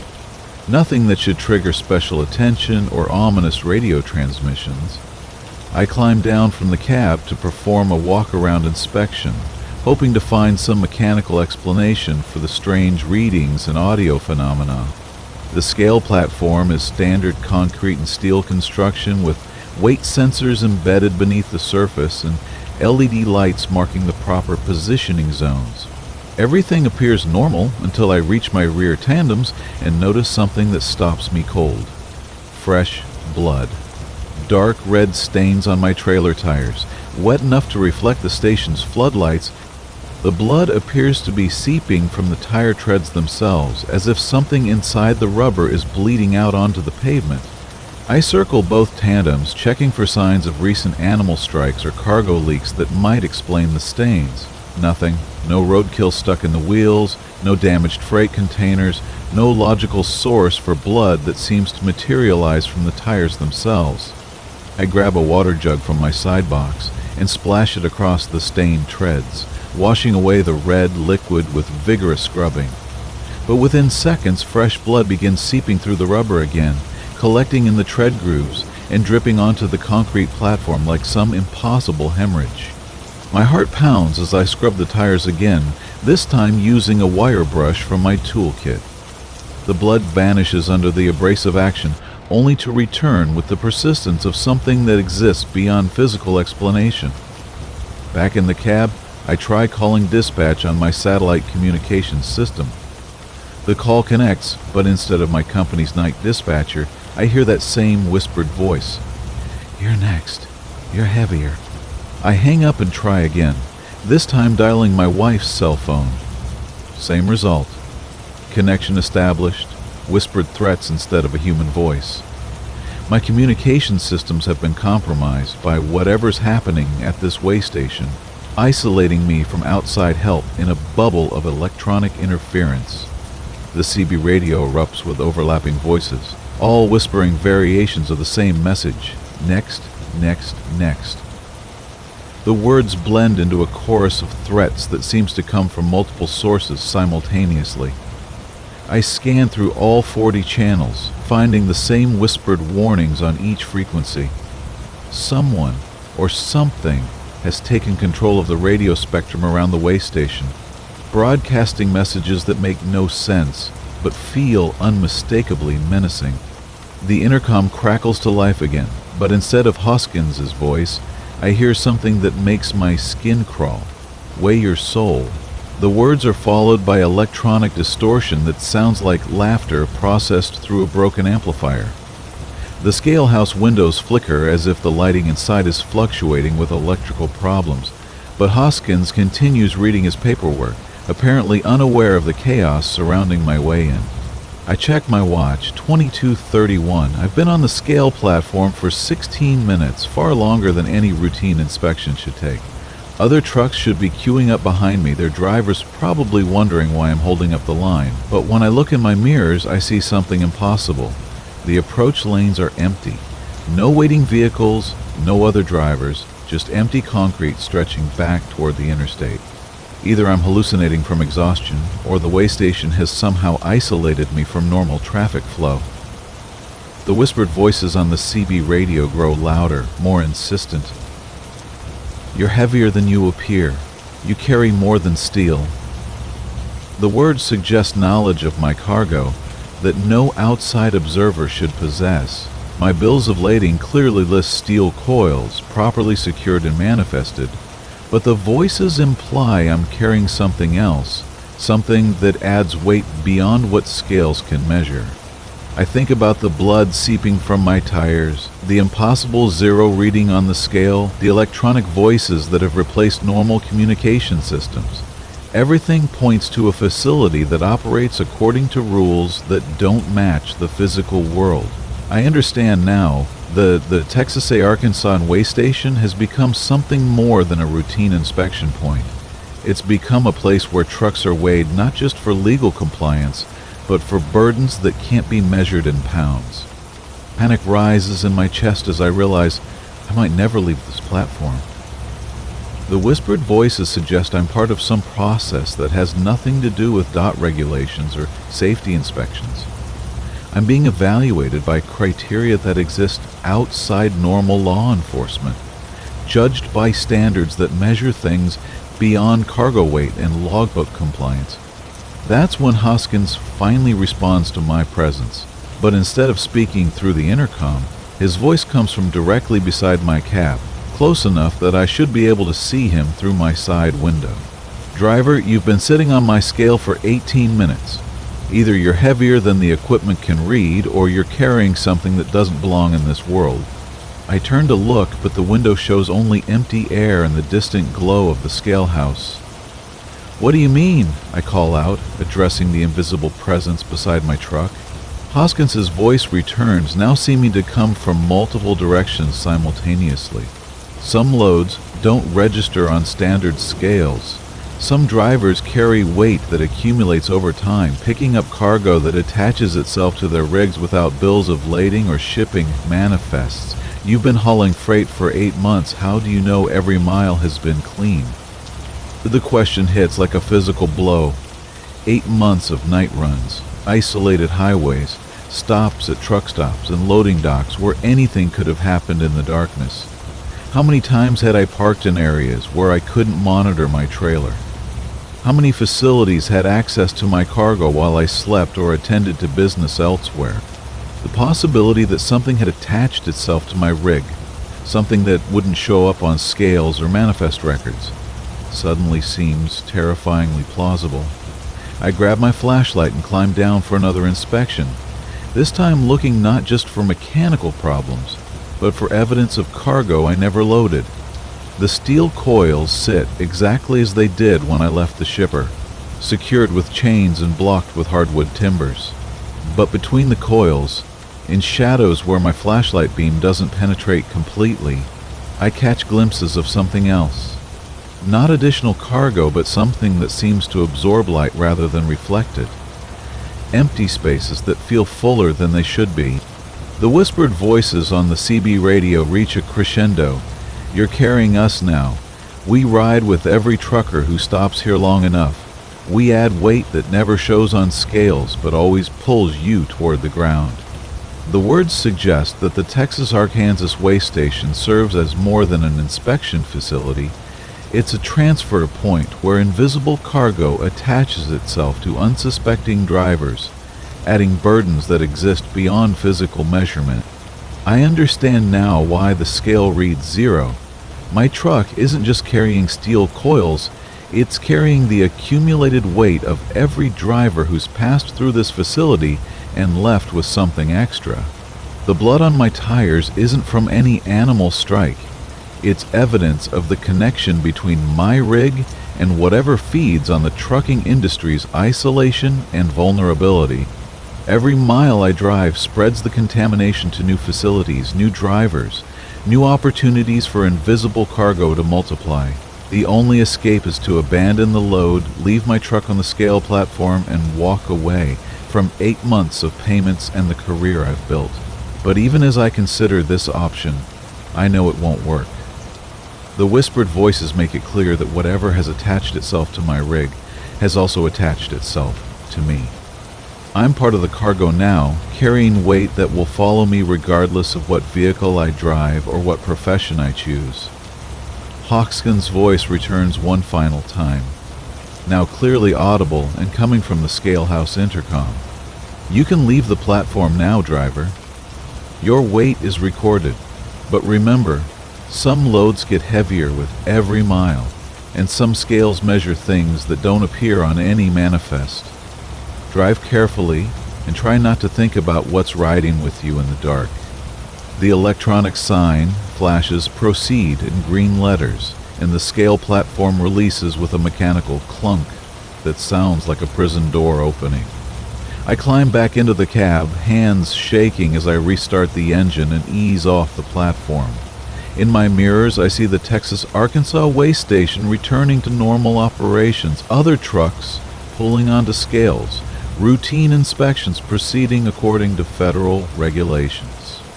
But I know I'm no longer part of that normal world. My CB radio has returned to standard truck driver chatter, my satellite phone connects to legitimate dispatchers, and my tires show no trace of the blood that seeped from them during the inspection. Everything appears normal, except for the knowledge that I'm carrying cargo that doesn't exist in any shipping manifest, but adds weight to every mile I drive.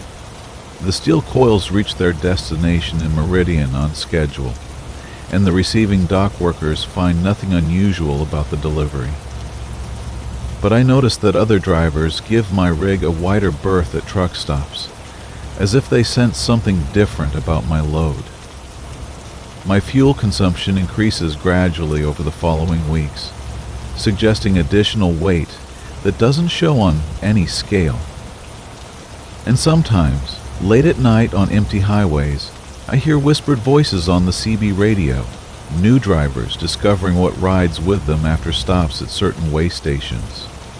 I never returned to the Texas-Arkansas facility, choosing longer routes that avoid that particular inspection point, but I've learned that some scales measure more than legal compliance, some inspections evaluate cargo that exists beyond normal shipping documentation, and some way stations serve purposes that have nothing to do with DOT regulations. The trucking industry connects every corner of America, and that connection carries more than legitimate freight. It carries the accumulated weight of every driver who's ever wondered what shadows follow them down dark highways. My 2021 Kenworth T680 still runs strong, still passes inspections, still delivers cargo on time and within legal weight limits. But I know it carries invisible freight that grows heavier with every mile, adding burdens that will never appear on any scale, but will always pull toward destinations that don't exist on any map. Because some loads attach themselves to drivers who spend too long at facilities where the normal rules don't apply, and some cargo never reaches its destination because it becomes part of the truck and driver who carry it through the endless night. Story 7, The Ghost Truck Stop. I'm Roy Henderson, 57 years old, been driving solo for 31 years through every kind of weather God and nature can throw at a man. Tonight I'm pushing a 2017 Freightliner Cascadia through what the Weather Service is calling the storm of the decade, a nor'easter that's turned Interstate 95 through Maine into a frozen hell of blowing snow and black ice. My trailer carries auto parts from a Ford plant in Detroit, bound for a distribution center in Bangor, 43,000 pounds of transmissions, brake assemblies, and engine components that can't wait for spring thaw. The delivery window opens at 6 a.m. tomorrow morning, and I've got maybe 4 hours to cover the last 180 miles. If this storm doesn't shut down the interstate completely. It's February 12th, temperature dropped to minus 18 degrees Fahrenheit according to my dashboard gauge, and the wind chill is probably closer to minus 40. Snow has been falling for 6 hours straight, accumulating faster than the state plows can clear it. My windshield wipers struggle against ice buildup that forms faster than the defroster can melt it, and visibility fluctuates between 30 feet and 0 depending on how the wind shifts. I've got chains on all drives, extra diesel in auxiliary tanks, and enough emergency supplies to survive a week if I get stranded.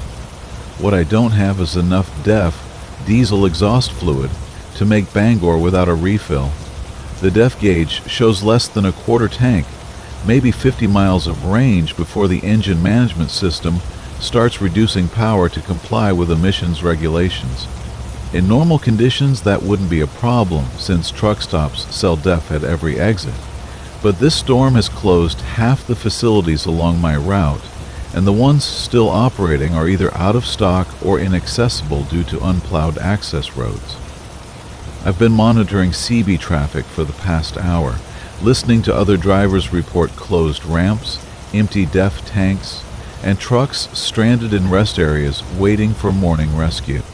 Around mile marker 234, just north of Augusta, I spot what looks like salvation through the blowing snow. A truck stop sign barely visible above the drifts, its neon outline flickering through the storm like a lighthouse beacon. The facility sits maybe half a mile off the interstate, connected by an access road that disappears into white wilderness, but the main sign still shows power, which means they might have fuel pumps operating and DEF dispensers that haven't frozen solid. It's worth the detour if it means avoiding a roadside breakdown in sub-zero conditions. I downshift carefully, engine brake chattering as the Cascadia loses speed on the exit ramp. The access road is a nightmare of unplowed snow and hidden ice patches that makes steering feel like wrestling with a wild animal. My trailer slides left on a gentle curve, air suspension hissing as the electronic stability control fights to keep me upright. But the Freightliner's traction control earns its keep, pulsing power to individual wheels until I regain forward momentum toward the distant glow of the truck stop. The facility emerges from the storm like something out of a fever dream. A single-story concrete building surrounded by fuel islands that haven't been plowed in hours. Snow has drifted against the pumps until only their tops remain visible, and the overhead canopy sags under the weight of accumulated ice. But lights burn in the building's windows, and I can see tire tracks in the snow leading to a parking area behind the main structure. Someone else has made it here recently, which means the place might actually be open for business. I guide the Cascadia toward the fuel island closest to the building, praying that at least one DEF dispenser remains operational. The truck crunches through snow that reaches halfway up my drive tires, but the concrete pad beneath seems solid enough to support 80,000 pounds of loaded rig. I set the parking brake, shut down the engine, and pull on every piece of cold weather gear I carry: insulated coveralls, thermal gloves, face mask, and boots rated for Arctic conditions. Stepping outside feels like walking into a meat freezer that's been left open during a tornado. The wind hits like a physical assault, driving snow particles into every gap in my clothing, despite the protective gear. I can barely see the building through the whiteout, but I follow the tire tracks in the snow, using them as a lifeline toward what I hope is warmth and help. The tracks look fresh, made within the past hour by something heavy, probably another big rig whose driver had the same idea I did.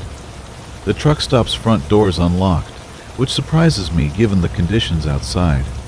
Most facilities would be battened down tight during a storm this severe, with employees either sent home early or barricaded inside until morning.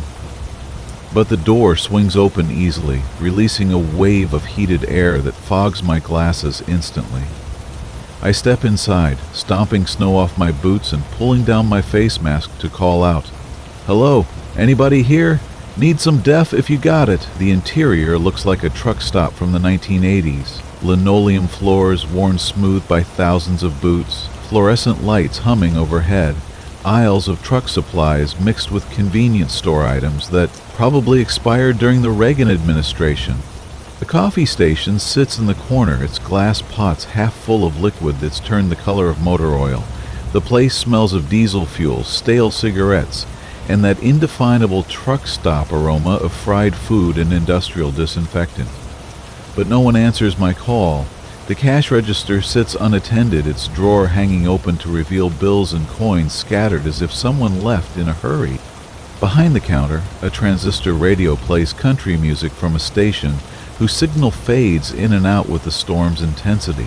The music stops occasionally, replaced by emergency weather bulletins that warn of whiteout conditions and travel advisories for exactly the area where I'm currently stranded. I walk the aisles looking for any sign of an employee or another customer whose vehicle made those tracks outside. The shelves hold the usual truck stop inventory: motor oil, coolant, snacks, over-the-counter medications, and CB accessories. But everything is covered with a thin layer of dust, as if the place has been abandoned for weeks rather than hours. Even stranger, some items show prices that haven't been current since the 1990s. Candy bars for 50 cents, coffee for $1, diesel fuel advertised at 99 cents per gallon. At the back of the store I find a door marked "Employees Only," standing slightly ajar. Through the gap I can see a break room with a table, chairs, and what looks like personal belongings scattered across the surface. A jacket hangs on a chair back, car keys sit beside a half-eaten sandwich, and a newspaper lies open to weather forecasts that predicted clear skies for today.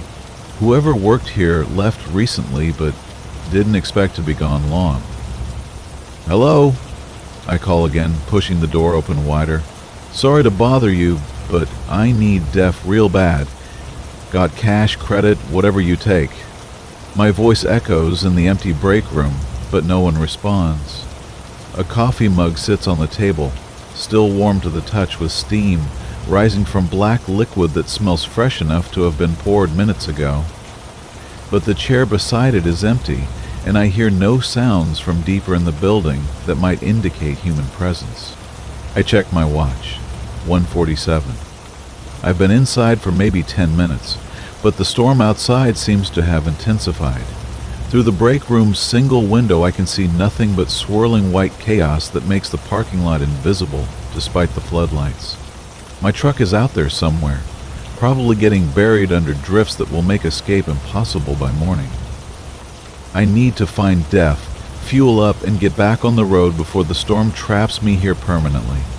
Back in the main store, I examine the fuel control systems behind the counter. The pumps outside are connected to underground tanks through a computerized dispensing system that looks more modern than the rest of the facility. Digital displays show tank levels for diesel, gasoline, and DEF all reading full or nearly full. But the system requires manual activation from behind the counter, probably to prevent theft during unattended hours. I'm not proud of what happens next, but survival sometimes requires bending rules that weren't written for life-threatening emergencies. I step behind the counter and activate pump number 3, which serves the DEF dispenser closest to where I parked. The system comes online with electronic beeps and clicks, displaying "Ready to Dispense" on its LCD screen. I grab a flashlight from the truck supplies aisle, leave a $20 bill on the counter to cover the DEF I'm about to take, and head back into the storm. The walk to my truck feels like crossing the surface of an alien planet. Snow has accumulated another 6 inches in the time I was inside, and the wind has shifted direction, creating drifts that reach nearly to my knees. My flashlight beam penetrates maybe 10 feet through the blowing snow, just enough to follow my own footprints back to where the Cascadia sits, like a snow-covered monument to highway commerce. The DEF tank is frozen solid, ice crystals welded to the threads by sub-zero temperatures and constant wind. I chip away at the ice with a screwdriver from my toolkit, cursing the cold that makes metal tools painful to touch even through insulated gloves. Finally, the cap breaks free, and I'm able to connect the dispensing nozzle and pump 25 gallons of DEF into the tank. The gauge on my dashboard shows full capacity, enough to reach Bangor with margin to spare. But when I try to restart the engine, nothing happens. The starter motor cranks sluggishly, as if the battery is nearly dead despite showing full charge on the gauge.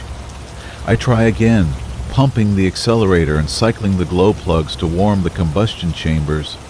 The engine turns over but won't catch, leaving me stranded in a parking lot that's rapidly becoming impassable. Diesel engines are notoriously difficult to start in extreme cold, especially when they've been shut down long enough for the fuel to begin gelling. I've got emergency starting fluid in my side box, but using it requires opening the hood and spraying it directly into the air intake while someone else cranks the engine. Since I'm alone, that means rigging a system to hold down the starter button while I work under the hood in blizzard conditions. I'm considering this desperate option when headlights appear through the storm, another vehicle approaching the truck stop, moving slowly but steadily through snow that would stop most cars. The lights belong to a pickup truck, probably four-wheel drive with a snowplow blade mounted on the front. As it gets closer, I can see highway maintenance stenciled on the door and amber warning lights flashing on the roof. State road crew, working through the night to keep critical routes passable. The pickup stops beside my truck, and the driver rolls down his window. He's a man in his 40s, wearing the insulated coveralls and reflective vest of a Maine DOT employee. "You having trouble, driver?" he calls over the wind. I explain the starting problem, the emergency death stop, and my need to reach Bangor by morning. He nods sympathetically. Road crews understand the pressures commercial drivers face better than most people. "I've got jumper cables and starting fluid," he offers.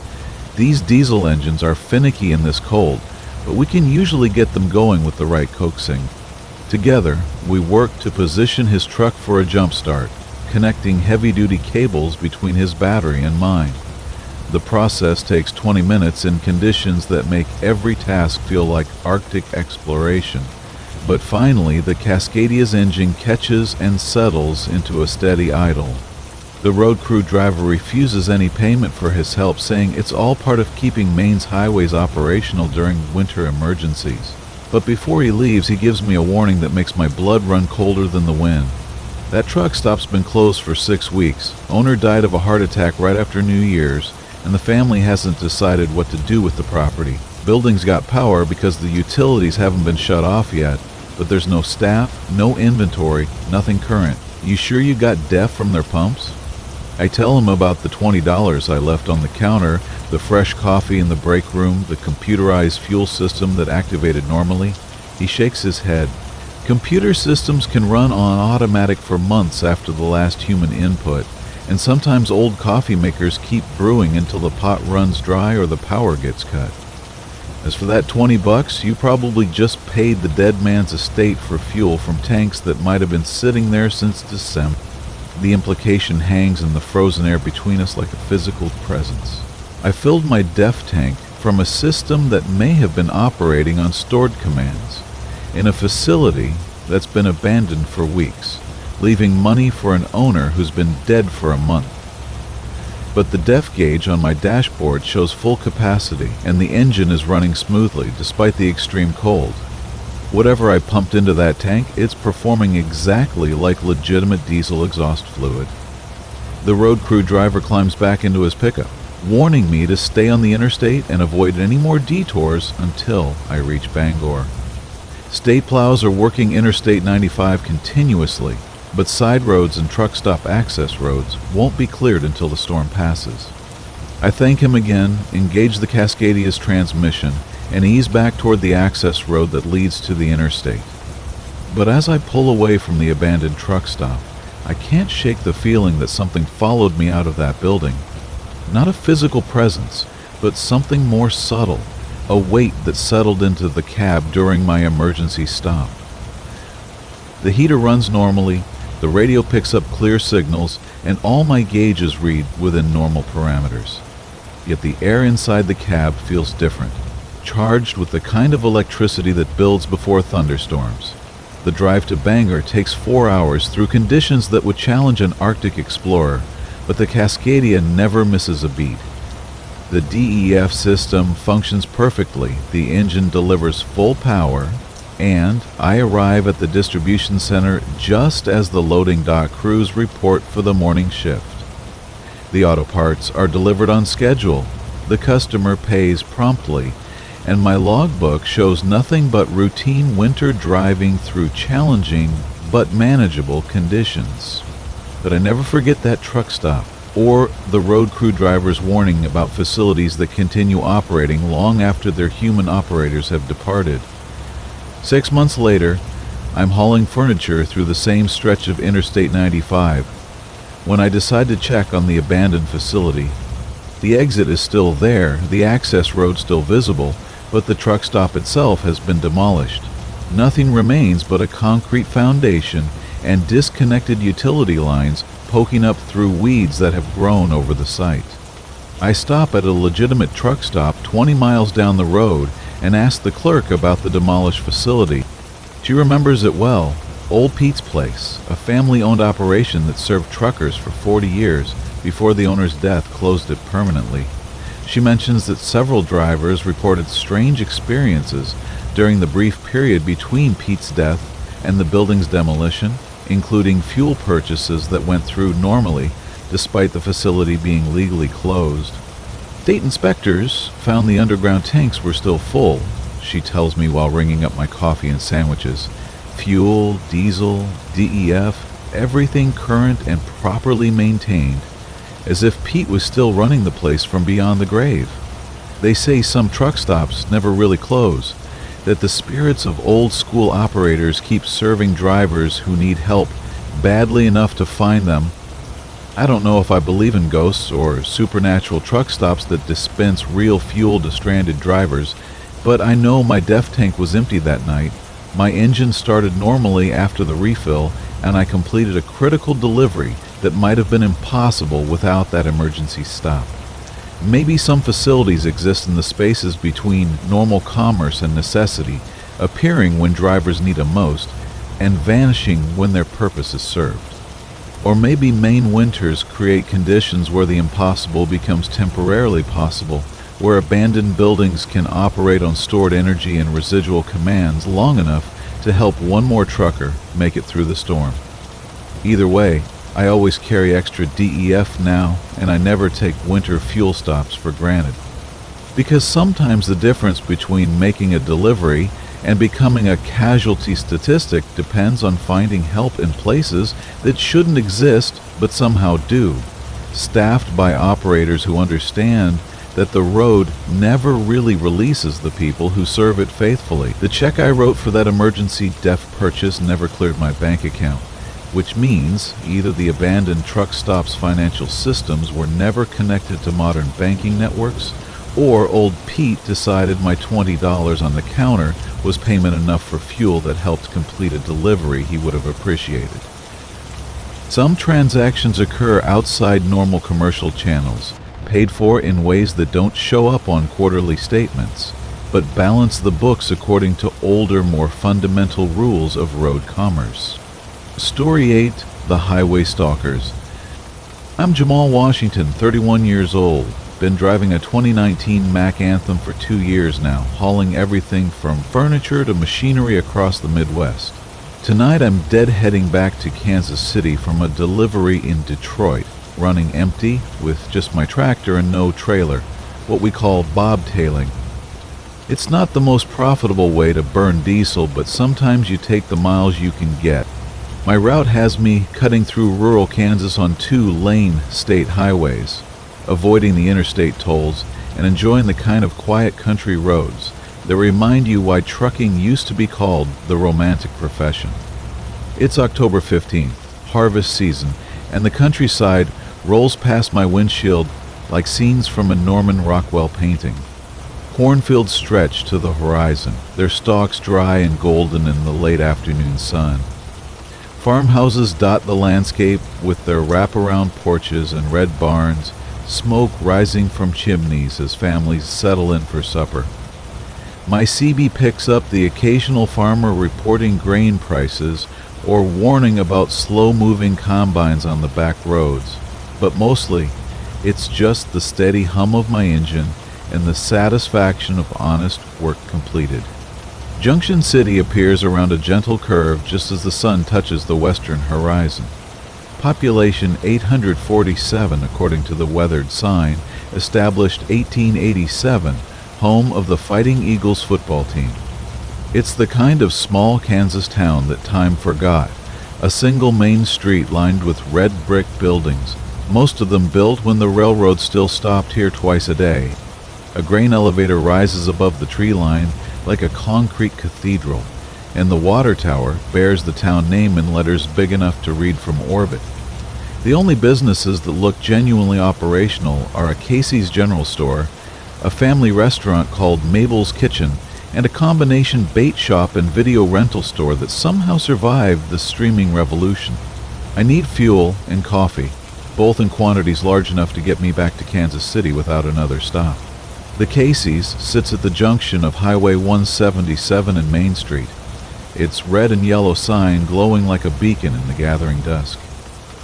I ease the Mack into the truck area behind the store, noting that I'm the only commercial vehicle in sight. Most long-haul drivers stick to the interstates, where truck stops offer showers, laundry, and hot meals.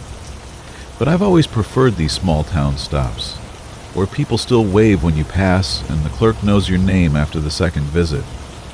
The fuel pumps are older models, the kind that require you to lift the handle before the LCD display activates. Diesel flows at maybe 8 gallons per minute, slower than modern truck stops, but steady enough to top off my tanks in 15 minutes. While the fuel runs, I walk into the store, boots echoing on linoleum that's probably older than I am. The clerk behind the counter is a woman in her 60s with silver hair and reading glasses hanging from a beaded chain. She looks up from a paperback romance novel and smiles. "Evening, driver. Don't see many big trucks through here anymore since they finished the bypass." I pour coffee from a pot that's been brewing since morning, add enough cream to cut the bitterness, and grab a package of glazed donuts that expired yesterday, but still look edible. "Just passing through, ma'am. Peaceful little town you got here." She rings up my purchases, chatting about the weather and harvest conditions while my fuel pump clicks steadily outside. That's when she mentions the watchers. You be careful driving through after dark. Folks have been reporting strange activity lately. Cars following people, strangers taking pictures of license plates. Sheriff thinks it might be connected to that meth problem over in Chapman County, but we're not taking chances. I thank her for the warning, pay for fuel and coffee, and head back to the truck, thinking about small-town paranoia and how isolated communities can turn suspicious when the outside world starts feeling threatening. The Mac fires up with a satisfying rumble of a well-maintained engine, and I ease back onto Highway 177, planning to make Kansas City by midnight. Junction City streetlights fade in my mirrors, replaced by the kind of absolute darkness you only find in rural areas with no light pollution. Stars emerge overhead like scattered diamonds, and the only illumination comes from my headlights and the occasional farmhouse window glowing yellow in the distance. 10 miles south of town, I notice headlights in my rearview mirror. Single vehicle maintaining steady distance, maybe a quarter-mile back. Nothing unusual about that, since Highway 177 is a legitimate route, and plenty of people travel it at night. But as minutes pass, the vehicle never gains or falls back, never attempts to pass despite my moderate speed. It just hangs there like a shadow, matching my pace with mechanical precision. I key up the CB.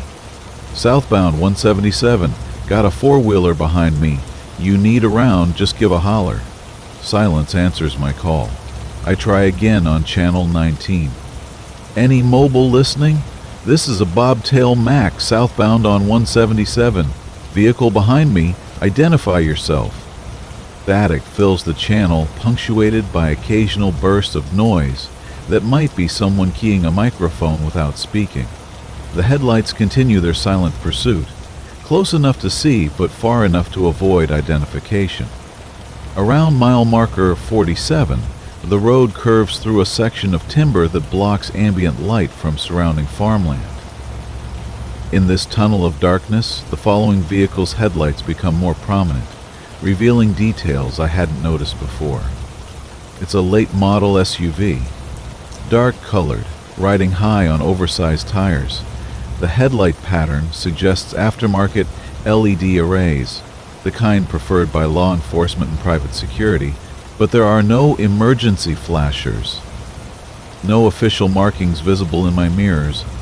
I decide to test their intentions by slowing to 45 miles per hour in a 55 zone, giving them an easy opportunity to pass if they're legitimate travelers with somewhere to be. The SUV matches my reduced speed perfectly, maintaining that same quarter-mile interval. I speed back up to 60, and they accelerate in perfect synchronization.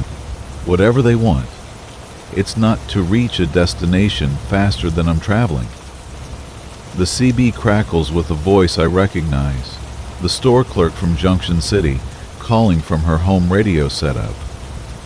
Driver, you still out there on 177? That truck with the red and black Mac cab? I key up immediately. Yes, ma'am, this is that driver. What's on your mind? Her response makes my blood run cold. Sheriff just called.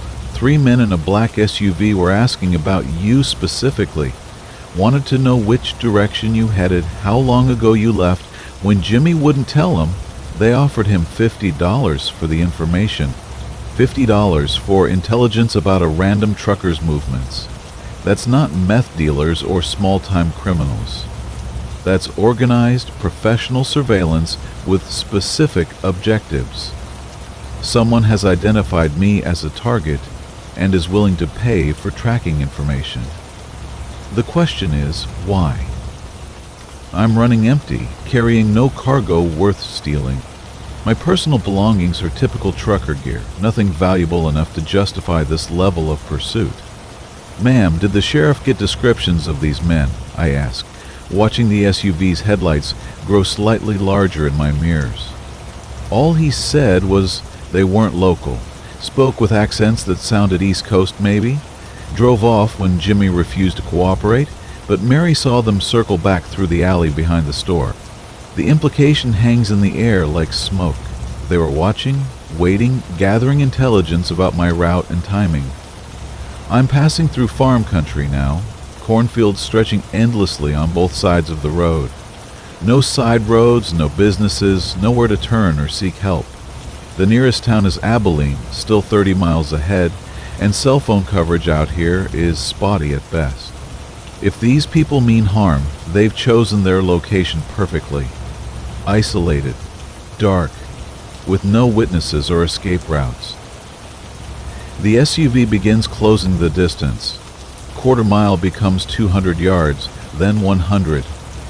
Their high-beam headlights flood my cab, washing out my mirrors and forcing me to adjust them to reduce the glare. They're not trying to be subtle anymore, abandoning the pretense of coincidental travel. This is deliberate intimidation designed to provoke a reaction or force me into a mistake. I grab my CB microphone and broadcast on the emergency channel. Any station, commercial driver on Highway 177 southbound, mile marker 43, being followed by suspicious vehicle. Request immediate law enforcement assistance. A voice answers immediately. Male, official sounding, claiming to be Kansas Highway Patrol. Driver, we copy your transmission. Maintain current speed and direction. Units are responding to your location. Relief floods through me until I notice that the SUV has also slowed, as if the driver heard the same transmission. That's impossible unless they're monitoring emergency frequencies, which suggests either law enforcement or criminals sophisticated enough to own police scanners. The official voice returns. Driver, for your safety, take the next county road east and proceed to the abandoned grain elevator. Emergency vehicles will meet you there. Something about the instruction feels wrong. Why direct me away from the main highway to an isolated location? Legitimate law enforcement would want to intercept on a public road with witnesses and backup nearby. I've never heard of cops directing potential victims toward abandoned buildings, especially in rural areas where response times are measured in hours rather than minutes. Negative on that instruction, I respond. I'll maintain current route to Abilene where there's proper lighting and backup. The official voice turns sharp. Driver, you will comply with law enforcement directives immediately. Exit at County Road 18 or face obstruction charges. The threat confirms my suspicions. Real cops don't threaten charges for refusing to drive to isolated locations. Someone is impersonating law enforcement to manipulate my movements. Probably the same people who are asking questions about me in Junction City. The SUV accelerates suddenly, pulling alongside my cab in the left lane. Through my side window I can see 3 occupants, all male, all wearing dark clothing. The passenger window rolls down, and a man leans out holding what looks like a badge wallet, signaling for me to pull over with exaggerated authority. But even in the poor light, something about the badge looks wrong. Too shiny, wrong shape, missing the official details that mark genuine law enforcement credentials. I shake my head and point toward Abilene, indicating I'll stop there, where there's proper lighting and witnesses.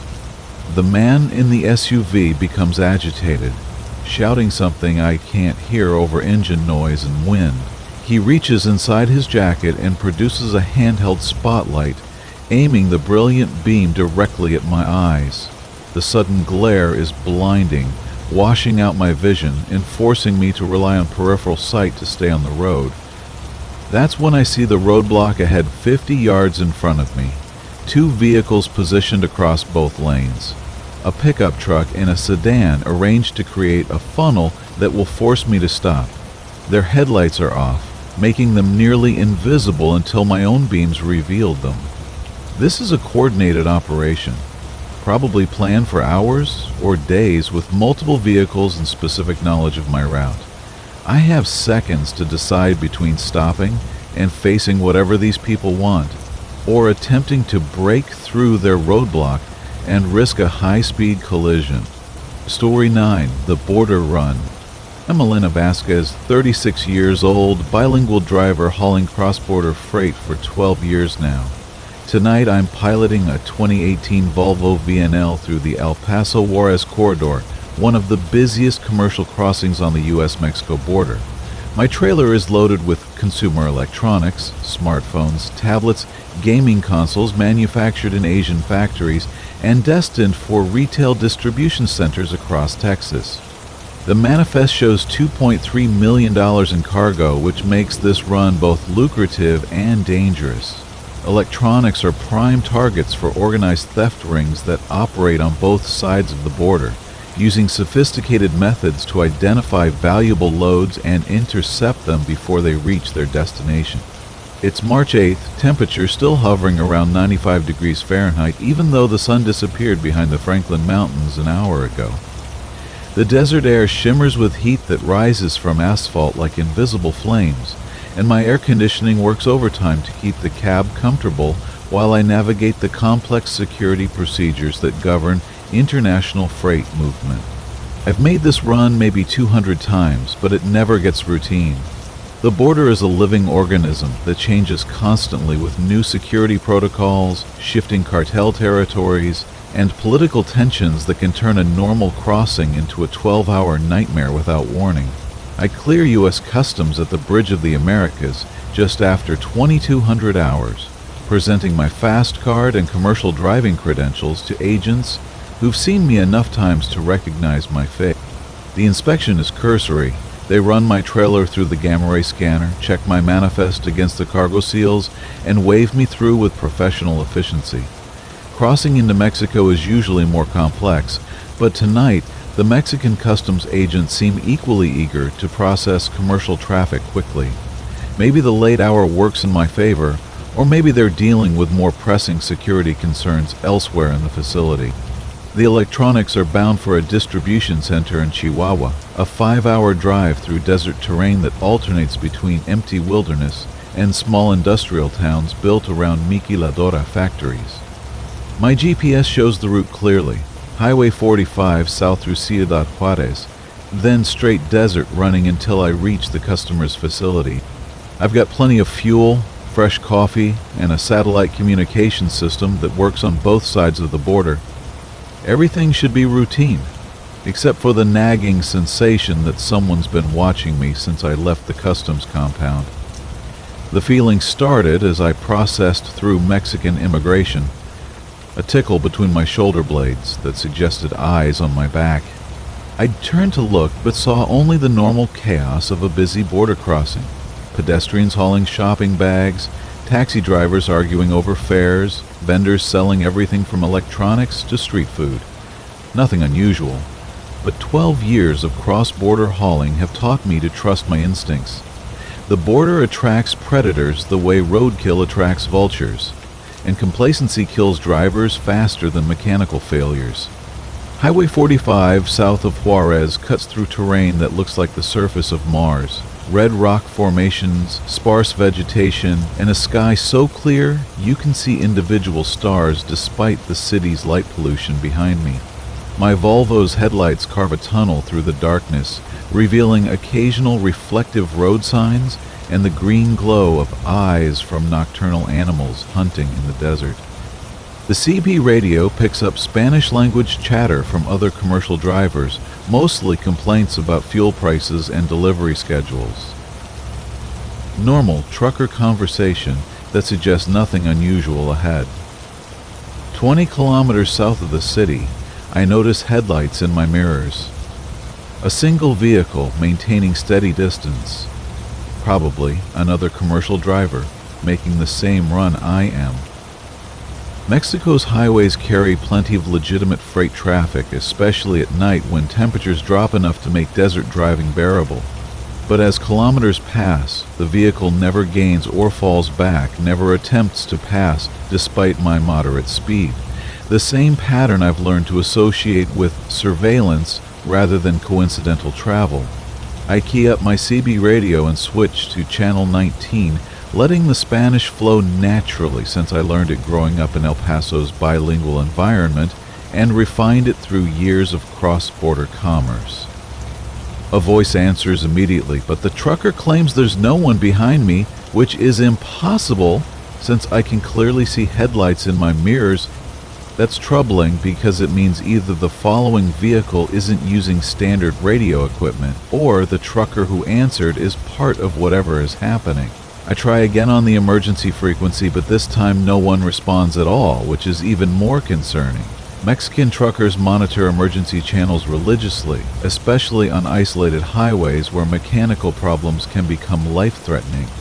The following vehicle begins closing distance. What was half a kilometer becomes 300 meters, then 200.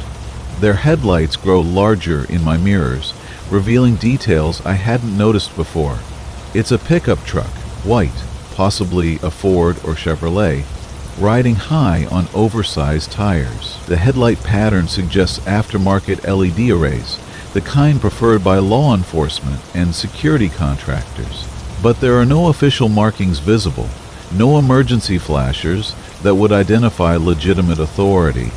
Around kilometer 273, the highway curves through a section of hills that block ambient light from surrounding settlements.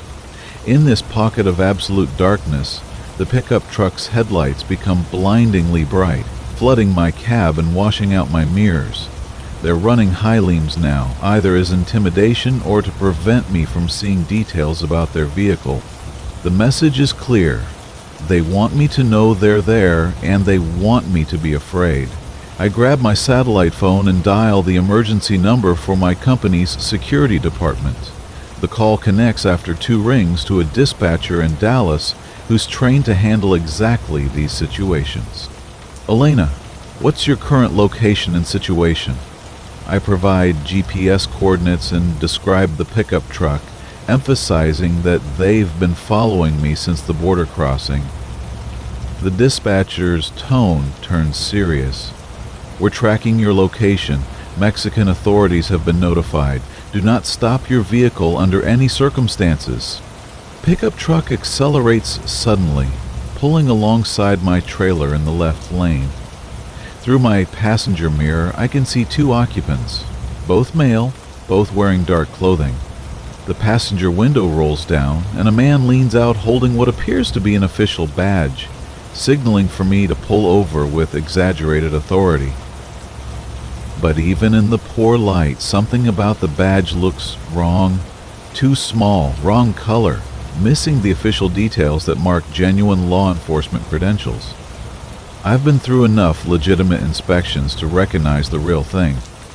Mexican federal police use specific vehicles, specific uniforms, specific procedures that these men aren't following.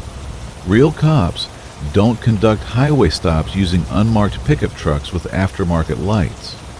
They don't follow commercial vehicles for kilometers without identifying themselves, and they don't operate without radio communication or backup units. I shake my head and point toward the next town, indicating I'll stop there where there's proper lighting and witnesses. The man in the pickup becomes agitated, shouting something I can't hear over engine noise and wind. He reaches inside his jacket and produces a red flashlight, aiming the beam directly at my windshield. The sudden glare is blinding, forcing me to slow down and rely on peripheral vision to stay on the road.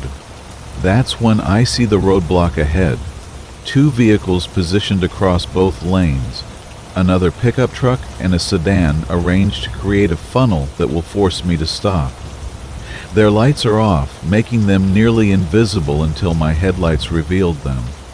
This is a coordinated operation involving at least 4 vehicles and multiple personnel, too sophisticated for ordinary highway robbery, too professional for cartel soldiers looking to steal cargo. I have seconds to decide between stopping and facing whatever these people want, or attempting to break through their roadblock with 80,000 pounds of loaded truck. The Volvo has the mass advantage, but I'm not armed, and there's no guarantee of escape even if I breach their line. Running might also escalate from robbery to attempted murder, assuming they're willing to use lethal force to protect their operation. Instead, I choose the third option that saved more truckers than heroics or submission combined. I grab my air horn and lay on it continuously while flashing every light the Volvo carries. Headlights, markers, hazards, work lights. The 120 decibel blast shatters the desert silence and turns my truck into a rolling beacon visible for miles. At the same time, I key my CB radio and broadcast on multiple channels, describing my location and the attempted hijacking in both Spanish and English. The effect is immediate. The pickup truck alongside me swerves away, apparently startled by the sudden noise and light show. The vehicles blocking the road ahead begin moving, their carefully planned positions dissolving into chaos. As my horn continues its emergency blast, I maintain speed toward their roadblock, betting they won't risk a head-on collision with a loaded semi moving at highway speed.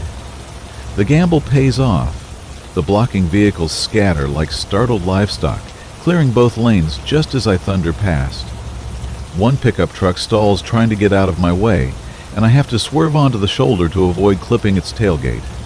Gravel sprays from my tires as the Volvo's suspension bounces over uneven ground, but I regain pavement and accelerate toward the lights of the next town.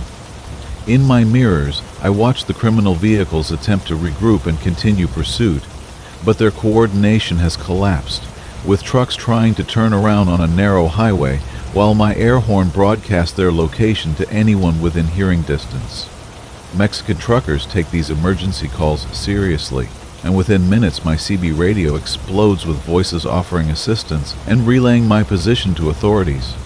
The town of Villa Ahumada appears ahead, not much more than a truck stop, gas station, and a few residential streets, but it has Mexican federal police stationed there specifically to patrol this stretch of highway.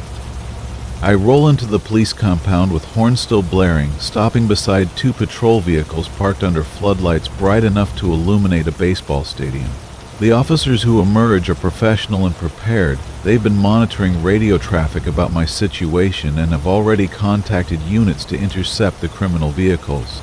Within an hour, Mexican Federal Police arrest 3 men in 2 pickup trucks, discovering sophisticated radio equipment, fake police badges, and weapons that suggest this was more than simple cargo theft. A 4th vehicle escapes, but police recover enough evidence to classify this as an organized criminal enterprise. The interrogation reveals that I was targeted because of my regular cross-border route and the high-value electronics I typically carry. The criminals had been monitoring customs radio traffic, identifying loaded trucks as they clear the border, and selecting targets based on cargo value and driver vulnerability. My truck was flagged because electronics are easily resold, and the late-night timing suggested I'd be isolated on desert highways. The fake police badges were sophisticated counterfeits designed to convince drivers to stop voluntarily, avoiding the risks and complications of forced interception.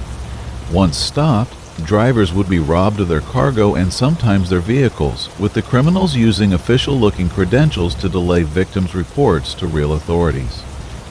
It's a variation on the express kidnapping tactic that Mexican criminals have refined over decades. Mexican authorities escort me to the distribution center in Chihuahua, where I deliver the electronics 6 hours behind schedule but with cargo intact. The customer is understanding, they're familiar with the security challenges of cross-border commerce, and grateful that I protected their shipment despite personal risk. The company pays a safety bonus and installs additional communication equipment on all trucks making the Mexico run. But the experience changes how I approach border crossings. I now vary my routes and timing, avoid predictable patterns that criminals can monitor and exploit. I carry multiple communication devices, maintain constant contact with security dispatchers, and trust my instincts when something feels wrong. The border teaches hard lessons to anyone who works there regularly, and survival depends on learning them quickly. 6 months later, I'm hauling another electronics load through the same corridor when my CB radio crackles with an emergency call from another driver. The location is barely 10 kilometers from where I was ambushed, the same stretch of isolated highway where criminals wait in the darkness for lone truckers carrying valuable cargo. This time, I'm the one coordinating the response, relaying the driver's position to Mexican authorities while racing toward the scene with other commercial drivers who monitor emergency channels. We arrive to find another attempted roadblock dissolved into chaos, the criminals fleeing rather than face multiple witnesses and coordinated resistance. The targeted driver is shaken but unharmed, her cargo protected by the same tactics that saved my load months earlier. The border never truly becomes safe, but drivers who respect its dangers and support each other can survive its challenges. Every successful defense teaches lessons that protect the next victim, and every criminal operation defeated makes the highway slightly safer for legitimate commerce. It's not heroism, it's professional survival in an environment where complacency kills and community saves lives. As I write this report for company security files, Mexican federal police are still investigating the criminal network that targeted my truck and dozens of others. They've made additional arrests, seized weapons and equipment, and disrupted operations that cost legitimate businesses millions in stolen cargo. But they warn that other groups will emerge to replace the ones they've eliminated because the border's geography and economics create opportunities that criminals will always try to exploit. The solution isn't perfect security. That's impossible in a region where thousands of trucks cross daily carrying billions in legitimate trade. The solution is professional awareness, community cooperation, and the refusal to become easy victims. Because on highways where law enforcement is stretched thin and help can be hours away, drivers who look out for each other become the first and best line of defense against predators who see commercial vehicles as nothing more than mobile ATMs waiting to be cracked open in the desert darkness. Story 10: The Port Conspiracy. I'm Frank Rodriguez, 48 years old, been driving big rigs for 22 years, and I thought I'd seen everything the road could throw at me. Tonight I'm piloting a 2018 Freightliner Coronado through the industrial maze of the Port of Long Beach, hauling a load of electronics from Samsung's distribution center to a retail hub in Phoenix. The cargo manifest lists flat-screen TVs, smartphones, tablets, the kind of high-value freight that makes hijackers salivate and insurance companies nervous. My trailer is sealed with tamper-evident locks, GPS tracked every 30 seconds, and worth more than most people's houses. It's 2:30 on a Tuesday morning in September, the dead zone when legitimate commerce sleeps, but the port never truly rests. Container ships from Asia dock at all hours, their cargo flowing through the complex like digital blood through silicon veins. My delivery window opens at 8 a.m. in Phoenix, giving me exactly enough time to clear the port, fuel up, and make the desert run before traffic strangles the freeways.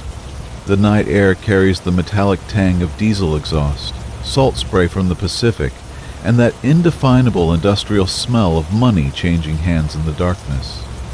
I roll through the port's main gate, presenting my TWIC card to a security guard, who barely glances at my credentials before waving me through with practiced indifference.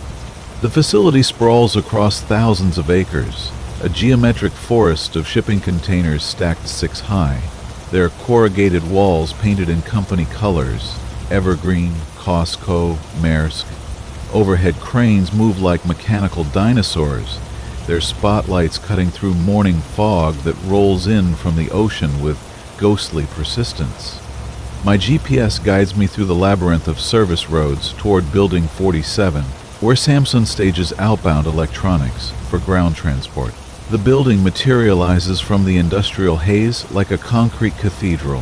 5 stories of reinforced steel and glass, with loading docks spaced every 50 feet along its quarter-mile length. Floodlights on 100-foot poles turn night into harsh artificial day, but somehow the shadows between the light pools seem deeper, more absolute. I count maybe a dozen other trucks at various docks, their drivers either sleeping in their cabs or standing around the coffee truck that parks here every night, selling burnt espresso and stale donuts to anyone with $5 and insomnia. I back into Dock 23 as directed by my fleet management system, watching my mirrors as the trailer's rear doors align with the loading bay. The dock workers should be waiting, since Samsung runs a tight schedule and delayed electronic shipments cost serious money. But when I set the parking brake and climb down, the loading area is deserted. No forklifts, no workers in high visibility vests, no supervisor with a clipboard checking off deliveries. Just empty concrete and the distant hum of machinery from other parts of the building. I walked to the dock office, a prefab structure attached to the main building like a parasitic growth. Through the window, I can see computer monitors glowing blue, but no one sits at the desks. The coffee maker gurgles in the corner with a fresh pot, maybe 20 minutes old. Someone was here recently, but vanished without explanation. I try the door handle, locked, standard security protocol, but it means I'm stuck waiting for someone to show up and process my delivery. Back at the truck, I grab my logbook and cell phone, planning to call dispatch and report the delay. That's when I noticed the graffiti, fresh spray paint on the concrete wall beside Dock 23, still wet enough to reflect the floodlights. Watched, in block letters 3 feet tall. Below it, smaller text that makes my blood run cold. They know what you carry. The paint is electric blue, the kind that glows under ultraviolet light, and it wasn't there 20 minutes ago when I backed in. I spin around, scanning the loading area for any sign of the vandal. Nothing moves except shadows cast by overhead cranes and the occasional seagull picking through trash bins. But the sensation of being observed crawls across my shoulders like spider legs. 22 years of night driving have taught me to trust that feeling, the primitive awareness that kept our ancestors alive when predators stalked in darkness. Someone is watching, and they want me to know it. My CB radio crackles with static. Then a voice breaks through. Building 47, Dock 23. You're in the wrong place. No call sign, no identification, just a flat statement delivered in the monotone of someone reading from a script. I key up the microphone. This is my assigned dock per dispatch. Who am I talking to? Silence answers my call. I try again. Unknown station. Identify yourself and your location. The radio remains dead, except for occasional bursts of static that sound almost like whispered conversations just below the threshold of understanding. I call Sampson's night dispatch number listed on my delivery papers. The phone rings 8 times before connecting to a voicemail system that plays synthesized music for 30 seconds, then cuts to dead air. I try the Port Authority's emergency line with the same result. My satellite communication unit shows full signal strength, so the problem isn't equipment failure.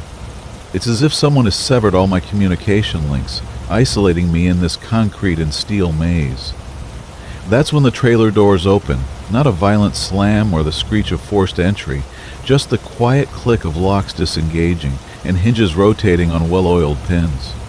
I hear it clearly over the ambient noise of the port, that distinctive sound every trucker knows by heart. Someone has accessed my trailer from inside the building, probably through a dock door that connects to the loading bay. But my trailer was sealed when I arrived, tamper-evident locks intact, GPS tracking showing no unauthorized access. I grab my flashlight and circle to the back of the trailer, heart hammering against my ribs. Both rear doors hang open, revealing the cargo space beyond. My load of electronics sits undisturbed, pallets of Samsung boxes secured with load bars and cargo straps, everything exactly as it was loaded 6 hours ago in the distribution center. But in the center of the trailer, where no pallet should be, sits a wooden crate about the size of a coffin. The crate is ancient, rough lumber weathered to the color of dried blood, held together with iron straps that have rusted nearly through. Stenciled on the lid in faded black paint are Chinese characters I can't read, and below them, English words that make my mouth go dry. Keep out. Castles sealed. Hazardo's materials. The customs seal is genuine government issue, but the date stamped on the metal shows 1987, minus 36 years old. I've hauled enough international freight to recognize the signs of smuggling. Someone has used my legitimate electronics shipment as cover for moving contraband, probably slipping the crate into my trailer while I was distracted by the missing dock workers. The old customs seal suggests this cargo has been moving through the system for decades, passed from truck to truck like a deadly game of musical chairs, Whatever's inside that crate, it's worth enough to risk federal prosecution and sophisticated enough to fool port security systems that cost millions to install and maintain. I step back from the trailer, planning to call law enforcement and report the contraband, but before I can dial 911, a figure emerges from behind a stack of shipping containers 50 yards away. Male, average height, wearing Port Authority coveralls and a reflective safety vest. He walks toward me with the measured pace of someone who belongs here, but something about his gait triggers every alarm bell in my head. He moves too quietly for work boots on concrete, and his face remains shadowed despite the floodlights overhead. "Problem with your load, driver?" he calls out, voice carrying clearly across the empty space. I retreat toward my cab, keeping the trailer between us. "Who are you? Where are the dock workers?" He doesn't answer directly, just continues his approach with that same unhurried stride. As he gets closer, I see that his coveralls are too clean for someone who's been working cargo, and the safety vest bears no company logos or identification numbers. "Your trailer's been selected for random inspection," he says, now close enough that I can see his face, pale, unremarkable, with eyes that reflect light like a nocturnal animal's. "Port security, need to document that crate for customs." The words sound official, but every detail feels wrong. Port inspections don't happen at 3 a.m., and legitimate authorities don't emerge from shadows to conduct business. This man wants access to my trailer, and he's willing to impersonate federal officials to get it. I keep my CB radio, broadcasting on the emergency channel. "Mayday, Mayday, Port of Long Beach, Building 47. Commercial driver being approached by unknown subject claiming Port Authority. Need immediate law enforcement response." The man in coveralls tilts his head listening to my transmission, then pulls out a handheld radio and speaks into it. "Cancel that broadcast. False alarm." My CB immediately goes silent, as if someone has jammed the frequency with military-grade equipment. That's when I run, not toward the port exit, which is too far, and he might have Confederates waiting, but toward the cluster of other trucks parked at nearby docks. Drivers help each other out here, especially when someone's in trouble. I sprint across the loading area, work boots slapping concrete, while the man in coveralls follows at the same measured pace. He's not trying to catch me, just herding me toward some predetermined destination, like a sheepdog working livestock. I reach the closest truck, a Peterbilt hauling auto parts, and bang on the sleeper curtains. "Driver, wake up! Emergency!" No response. I try the next truck, then the next. Every cab is dark, curtains drawn, doors locked.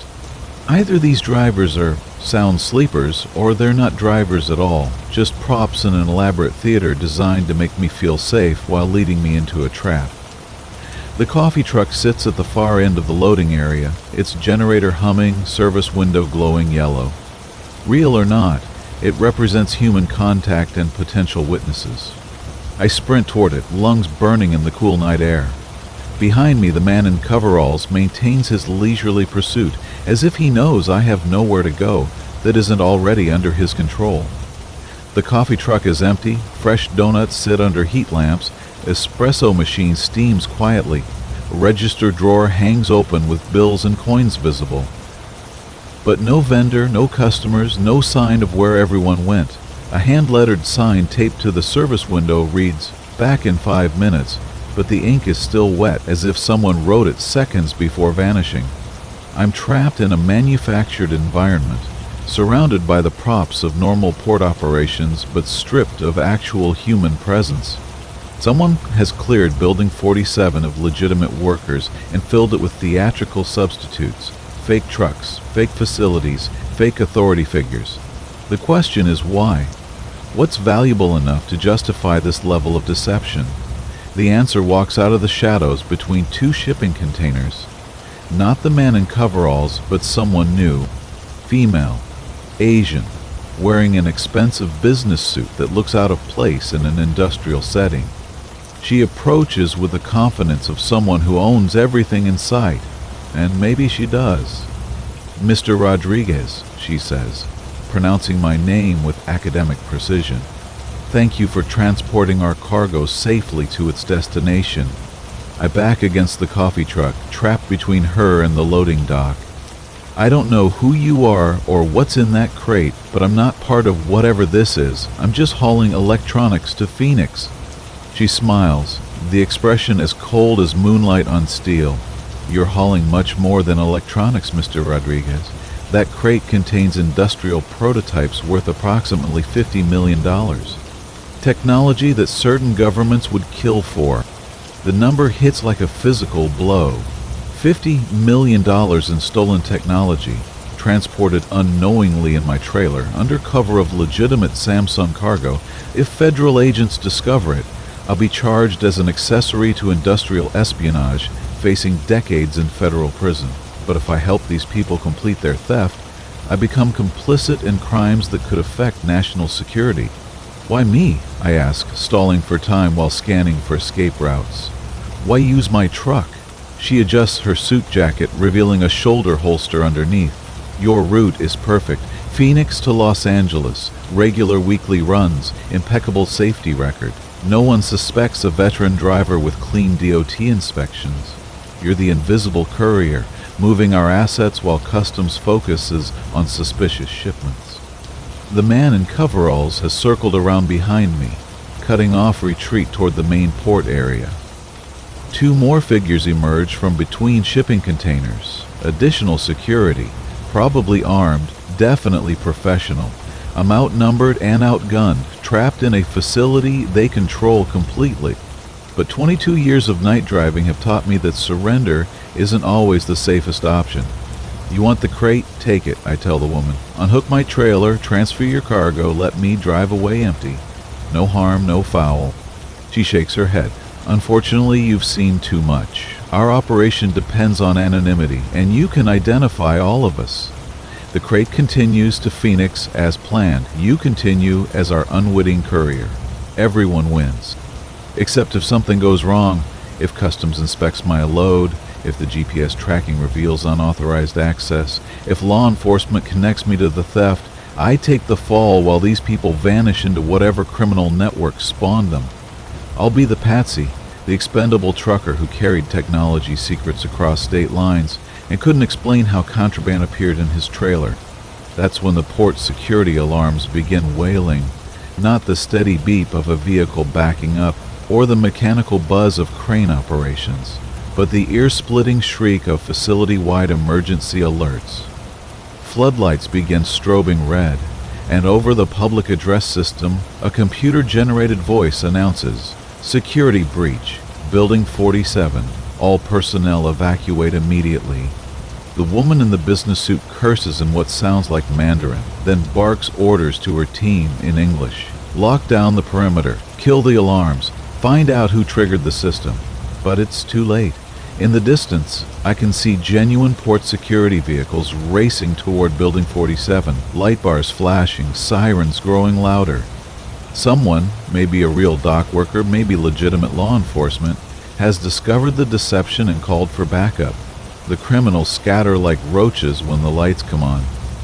The woman and her team sprint toward a black SUV parked between shipping containers, leaving me standing beside my compromised trailer with $50 million in stolen technology and no way to explain how it got there. I have maybe 3 minutes before security arrives, 3 minutes to decide whether to run or stay and try to explain the unexplainable. I choose a third option.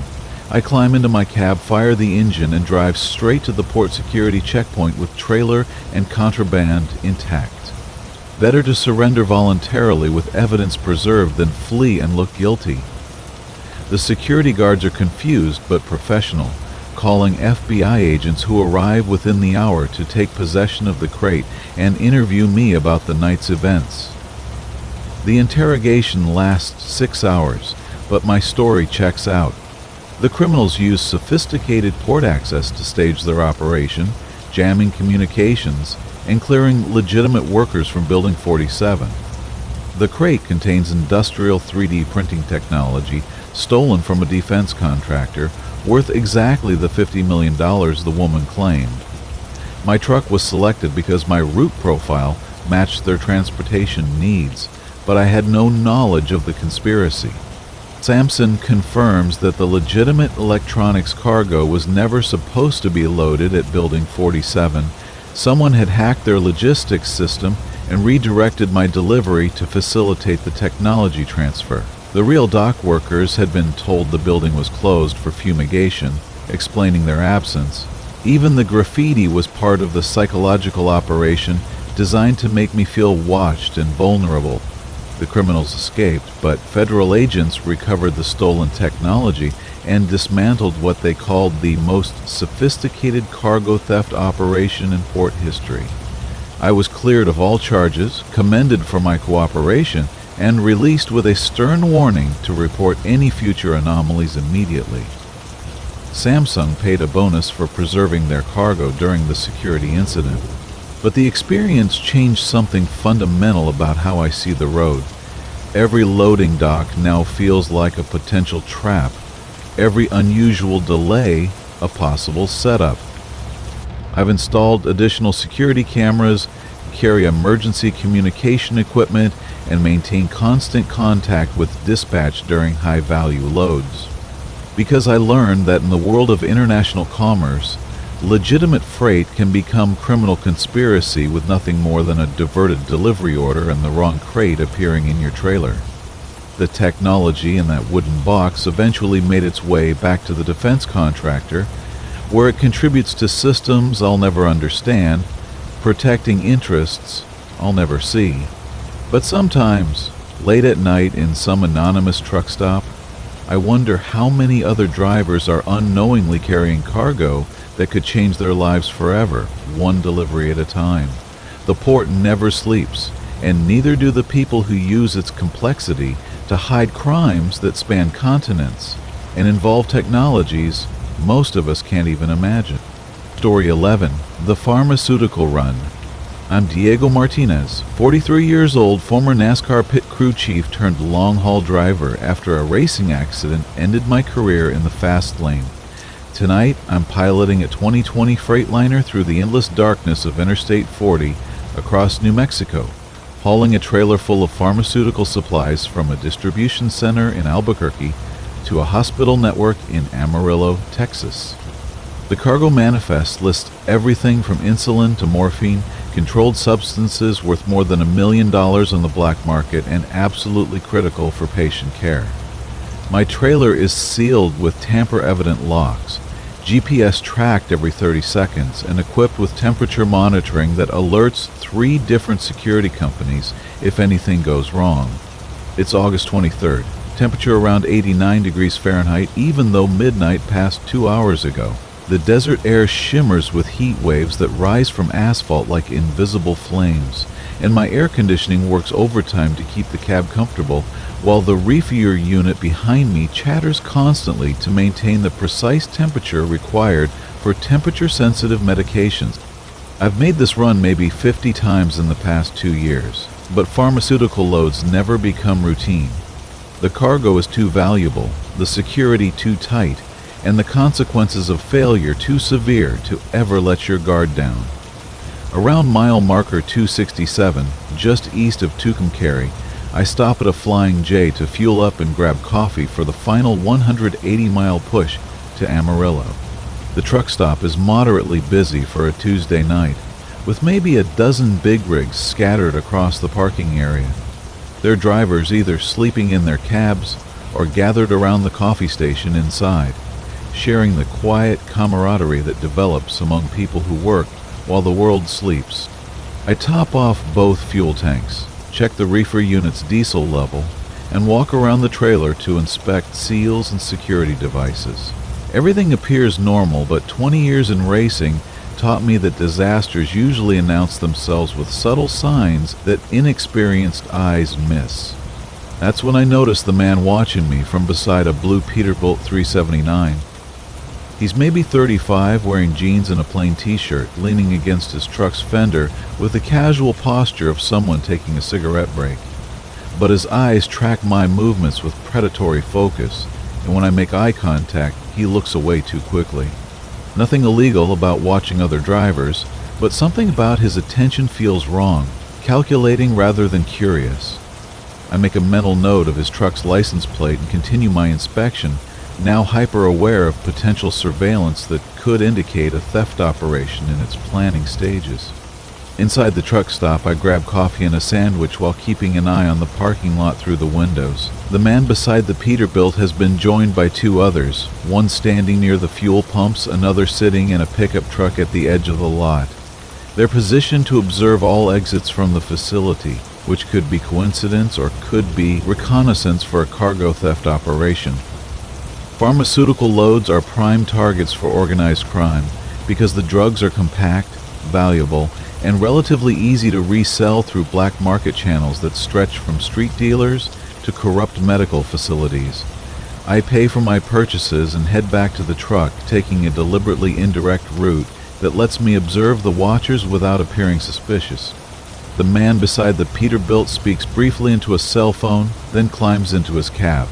The pickup truck starts its engine but doesn't move, while the third man continues loitering near the fuel pumps, now pretending to clean his windshield while obviously monitoring my activities.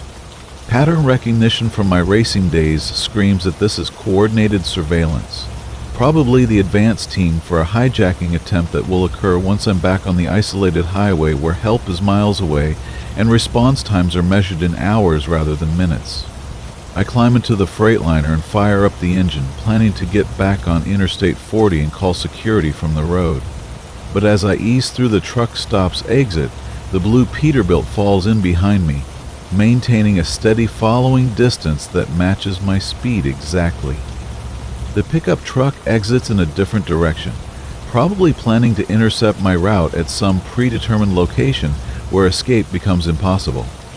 Classic box formation designed to trap my truck between multiple vehicles, a tactic I've seen used in racing to control competitors' movements. My satellite communication system connects immediately to the pharmaceutical company's security center, where a dispatcher named Rodriguez takes my report with professional calm. Diego, we're tracking your GPS location and monitoring your route. 3 unmarked vehicles have been shadowing pharmaceutical loads across New Mexico for the past month. FBI task force is investigating, but we need you to stay on major highways and avoid any stops until you reach Amarillo. The confirmation that this is part of a larger pattern makes my hands shake slightly as I grip the steering wheel.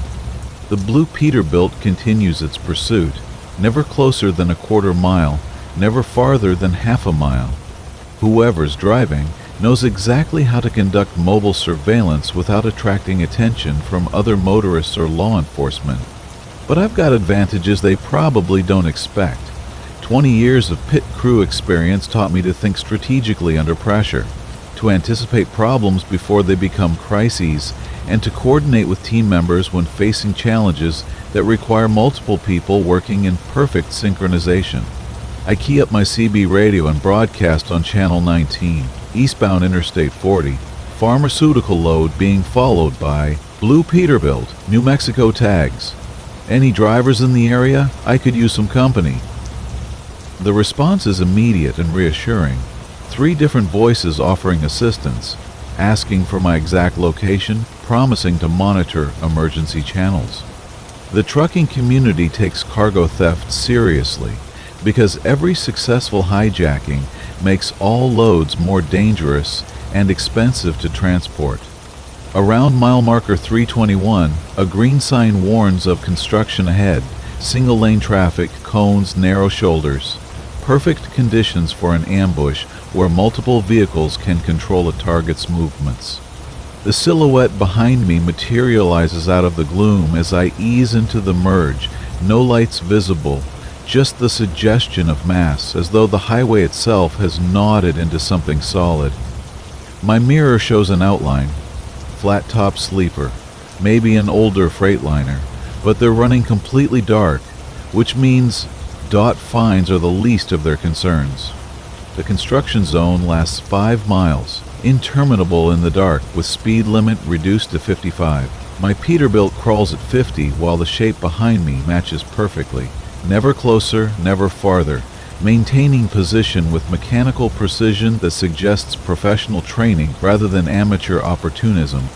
Around mile marker 325, the pickup truck I'd seen at the Flying J appears in my headlights, pulled over on the shoulder with its hood raised as if experiencing mechanical problems. Classic ambush setup, where one vehicle creates a roadblock while others force the target to stop or swerve into the trap. But instead of slowing down to offer assistance like a good Samaritan, I maintain speed and call out the hazard on the CB. Eastbound drivers, disabled pickup mile marker 3325 might be connected to cargo theft operation. Use caution. The blue Peterbilt accelerates suddenly, closing the distance between us as we approach the fake breakdown. In my mirrors, I can see the driver speaking animatedly into a handheld radio, probably coordinating with his confederates for the interception attempt they've been planning since the truck stop. The pickup truck's occupants abandon their mechanical problem charade and climb back into their vehicle, preparing to join the pursuit once I pass their position. That's when I remember something from my NASCAR days that might save my load and possibly my life. During pit stops, crew chiefs communicate with spotters positioned around the track who provide real-time intelligence about track conditions, competitor movements, and potential hazards. The trucking industry has its own version of spotters, experienced drivers who monitor CB channels and coordinate with law enforcement to protect vulnerable loads during high-risk situations. I switched to Channel 9, the emergency frequency, and broadcast a message using terminology that legitimate truckers understand, but criminals might not. Channel 9 emergency, pharmaceutical load eastbound, Interstate 40, mile marker 325, requesting spotter assistance for cargo protection, 3-vehicle tail, coordinated operation, need eyes from altitude. Within 60 seconds, a voice responds with the authority of someone who's handled these situations before. Pharmaceutical load, this is Overwatch. We have helicopter support inbound, your location. ETA 8 minutes. Maintain current speed and heading. Do not deviate for any reason. Overwatch is a private security company that specializes in protecting high-value freight using aerial surveillance and coordinated ground response. They work with major pharmaceutical companies to monitor shipments through high-risk corridors, providing the kind of protection that individual drivers can't arrange on their own. The knowledge that a helicopter is en route changes the entire tactical situation. Cargo thieves avoid operations that involve aircraft because air support makes escape nearly impossible, and the overhead perspective allows law enforcement to coordinate ground units with surgical precision. The blue Peterbilt immediately drops back, increasing following distance as if the driver suddenly lost interest in my truck. The pickup truck pulls back onto the shoulder, no longer attempting to intercept my route. A third vehicle I hadn't noticed, a dark sedan that had been pacing me in the left lane, accelerates past and disappears into the distance. The coordinated pursuit dissolves as quickly as it formed, probably because the criminals monitor emergency frequencies and heard my call for helicopter assistance. Professional theft rings invest heavily in communications equipment that lets them eavesdrop on law enforcement and security frequencies. 8 minutes later, I spot navigation lights in my mirrors. A helicopter flying low and fast, paralleling the interstate with the distinctive thump of rotor blades that's audible even through my truck's insulation. The aircraft passes overhead, then circles back to maintain position above my truck. On the CB radio, the pilot identifies himself. Pharmaceutical load. Aerial Unit 47 has visual contact with your vehicle and surroundings. We count 3 suspicious vehicles maintaining distance, but no longer in direct pursuit. Continue to Amarillo. Will provide overwatch until you reach the customer facility. The final 120 miles to Amarillo pass without incident, the helicopter maintaining discreet surveillance while I complete the delivery on schedule. The hospital's receiving manager is familiar with the security protocols since pharmaceutical shipments often arrive with various levels of protection depending on cargo value and threat assessment. He inspects the tamper evidence seals, verifies the GPS tracking data, and signs for $1 million worth of medications that will save lives and reduce suffering for patients across the Texas Panhandle. Back at the hospital's parking area, I'm approached by two FBI agents who've been investigating the cargo theft ring that targeted my load. They confirm that the blue Peterbilt, pickup truck, and sedan were all part of an organized criminal enterprise that has stolen more than $10 million in pharmaceutical supplies over the past year. My call for helicopter assistance disrupted what would have been their largest single theft, and the aerial surveillance provided evidence that led to arrests of 5 suspects within the following week. The agents explained that pharmaceutical theft has become increasingly sophisticated, with criminal organizations using professional surveillance techniques, encrypted communications, and inside information from corrupt employees at shipping facilities. They target loads based on cargo value, route vulnerability, and driver experience, preferring to rob newer drivers who might panic under pressure rather than veterans who know how to coordinate effective resistance. But they also emphasize that my response was textbook perfect, maintaining communication with security dispatchers, alerting other drivers through CB radio, requesting specialized assistance when needed, and never stopping or deviating from the planned route despite intimidation. "You did everything right," one agent tells me. "These criminals count on drivers being isolated and afraid. When drivers fight back, intelligently, and coordinate with security resources, cargo theft becomes nearly impossible to execute successfully." The experience reinforces lessons I learned during my racing career about the importance of preparation, communication, and teamwork when facing high-pressure situations.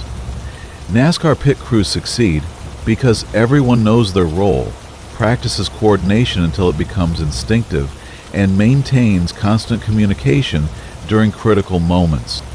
The same principles apply to cargo security. Drivers who know their resources, understand threat patterns, and coordinate with security professionals create an environment where criminals can't operate successfully. 6 months later, I'm still hauling pharmaceutical loads through the same corridors, but the security landscape has improved dramatically.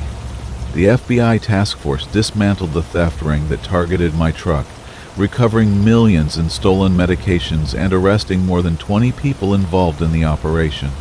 Pharmaceutical companies have upgraded their security protocols, installed better tracking systems, and established closer cooperation with law enforcement agencies that specialize in cargo protection. More importantly, the trucking industry has embraced the spotter concept that helped save my load. Experienced drivers now monitor emergency channels specifically to assist colleagues who face security threats, creating an informal but effective network of mobile surveillance that makes cargo theft much more difficult. When criminals know that attacking one truck might trigger coordinated response from multiple drivers, plus helicopter support, they tend to look for easier targets in other industries. The blue Peterbilt I remember from that night now sits in an FBI impound lot, its driver serving a federal sentence for conspiracy to commit cargo theft. The pickup truck was recovered with sophisticated radio equipment, GPS tracking devices, and detailed intelligence files on pharmaceutical shipping routes. Evidence from both vehicles helped prosecutors build cases against the entire criminal network, resulting in sentences that totaled more than a century in federal prison. But the most important outcome wasn't the arrests or recovered cargo. It was the knowledge that drivers who refuse to become victims can protect not just their own loads, but the entire industry's security. Every successful defense against cargo theft makes criminals less likely to target truckers, because word spreads quickly through criminal networks when operations fail consistently. The best security comes from drivers who understand that they're never truly alone on the highway, that help is available when they know how to ask for it, and that fighting back intelligently is usually more effective than passive compliance. Because after 43 years of life and 25 years in high-stakes professions, I've learned that predators, whether they're targeting race cars or big rigs, always count on their victims being unprepared, isolated, and afraid. They study patterns, exploit vulnerabilities, and strike when they think no one is watching or able to respond effectively. But they also abandon operations quickly when faced with organized resistance, because criminals, prefer easy targets over battles they might lose. The road tests every driver eventually, but the test isn't about individual heroics or foolish bravery. It's about being smart enough to recognize danger, prepared enough to respond effectively, and connected enough to coordinate with others who can help. The drivers who survive and thrive are the ones who understand that trucking is ultimately a team sport. Even when you're sitting alone in a cab at 3 a.m. on an empty highway carrying cargo that someone else wants badly enough to kill for. Your life, your load, your choice. Phantom Convoy. I'm rolling out of the Omaha distribution yard just after 9:30 on a sharp autumn evening, the wind cutting through my jacket as I finish my pre-trip inspection on my 2017 Peterbilt 579.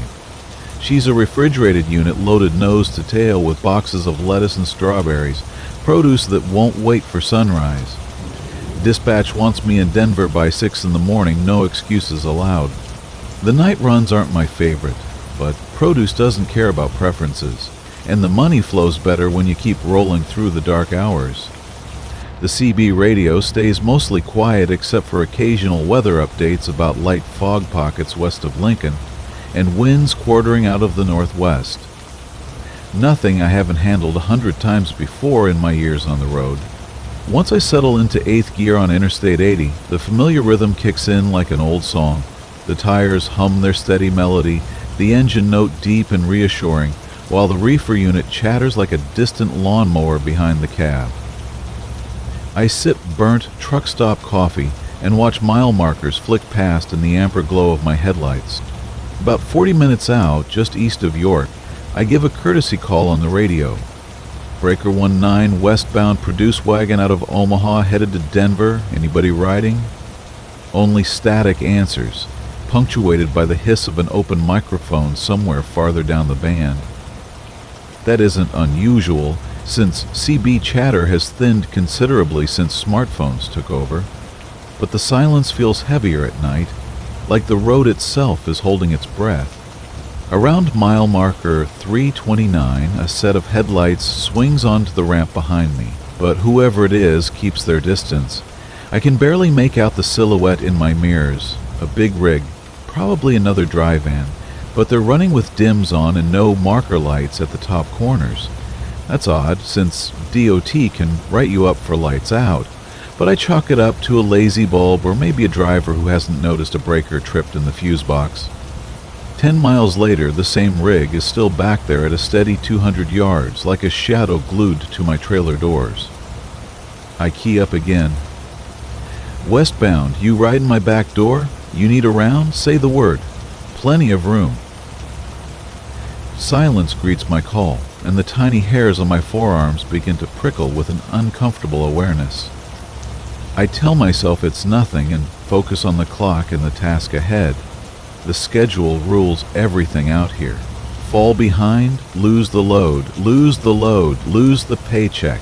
York sodium lights drop away behind me, and I'm swallowed by proper night, with no farmhouses visible and no exits for another long stretch. My coffee has gone lukewarm, and to keep awake, I flip through podcasts, but cell reception dives in these rural areas, leaving me with just the CB radio and my own increasingly uneasy thoughts. 20 minutes later, a single voice breaks through the static, rough, almost mechanical, with no handle or identification. Keep right, lane 5, it says, then cuts out so quickly I'm not even sure it was real. There is no lane 5 out here, just 2 westbound lanes of asphalt bleached gray by headlights. I flick my markers twice in acknowledgement, hoping whoever transmitted will clarify, but the radio returns to dead air that seems to press against my eardrums. The rig behind me flashes high beams in a pattern. Off, on, off again. I glance at my dashboard displays. Oil pressure steady, coolant temperature good, tachometer sitting pretty at 1350 RPM. Nothing wrong under my hood, so why am I sweating in the air-conditioned cab? Nebraska's way station at North Platte is still 130 miles off, and I think about calling dispatch, but they'll only tell me to keep rolling unless I'm in imminent danger. I click on the trailer camera installed after a rash of cargo thefts last year and see nothing but empty highway behind my doors. No headlights visible anywhere. which seems impossible since I can feel whoever's there, like a physical presence. My foot eases off the throttle just long enough for the cruise control to blink out and the speed to drop to 60. If the follower is real, they'll close the gap to maintain their position. Nothing happens. Only darkness fills my mirrors, reflecting starlight and the faint glow from my marker lights. Either my eyes are playing tricks after too many hours on the road, or someone's running with every bulb blacked out for reasons I don't want to contemplate. Drug traffic, cargo thieves, or plain stupidity. None of the explanations comfort me as I bump the cruise back to 68 and force myself to breathe with the whoosh of the turbo. "You've been on the road too long," I scold myself aloud. Sleep debt makes ghosts where none exist. 50 miles later, I hit the Odessa rest area, a place that's half lit with 2 overhead lamps busted and the parking lot a patchwork of shadow and weak light. I nose in beside a cattle hauler whose driver is dead asleep, with curtains drawn tight. After killing the engine, but leaving the reefer running, I climb down to stretch my legs in the cold air that bites with the antiseptic stink of bleach from the nearby bathrooms. I circle the trailer, checking seals and brake lines out of long practiced habit. That's when I see it, a thin slash in the flexible rubber hose feeding the driver's side rear brake chamber. The edges are clean and fresh, not the result of normal wear or road debris.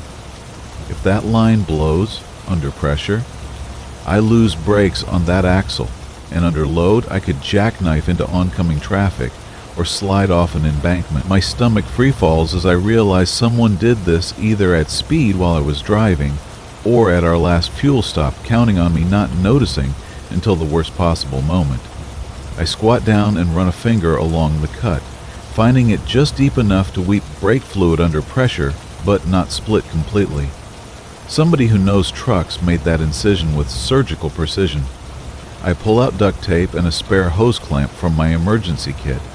MacGyvering a temporary fix while listening to the wind rattle a loose flag, the idle hum of sleepers, and distant semis droning past on the interstate. Nothing else moves, but the sense of being watched thrums under my skin like a low-voltage electrical current. The drive back to I-80 takes forever through white-knuckle conditions, and I find myself checking mirrors obsessively while maintaining constant radio contact with dispatch. Every mile marker becomes a small victory, every set of approaching headlights a potential threat. When I finally reach the bright lights and safety of the Denver distribution center, the forklift operators find everything in perfect condition, but I can't shake the memory of that rhythmic tapping I heard at the rest area, like Morse code transmitted through aluminum walls, spelling out warnings I was too frightened to fully comprehend. Story 12. The Radio Voices. I'm Sarah Chen, 41 years old, been driving a 2022 Peterbilt 579 for the past 5 years. Ever since my divorce left me needing a fresh start and steady income. Tonight, I'm hauling a load of medical equipment from Minneapolis to Houston. Specialized machinery bound for a children's hospital that can't afford delays. The cargo manifest lists MRI components, surgical robots, and monitoring devices, worth close to $3 million, all temperature controlled and shock sensor. It's September 4th, and I'm making good time through Iowa's endless cornfields under a harvest moon so bright it casts shadows on the pavement. The interstate stretches ahead like a river of asphalt flowing through an ocean of grain, with farmhouse lights scattered across the landscape like fallen stars. My CB radio picks up the usual night chatter from other drivers, complaints about construction zones and warnings about speed traps that help us all avoid costly tickets. Around mile marker 247, just south of Des Moines, I notice something unusual happening on Channel 19. Between the normal trucker conversations, I catch fragments of what sounds like children's voices, faint and distant, as if broadcasting from very far away. At first I think it's interference from a local radio station, maybe a late-night children's program bleeding through on adjacent frequencies. But as I listen more carefully, the voices become clearer, and what they're saying makes my skin crawl with unease. "Help us," whispers a small voice that might belong to a 6-year-old girl.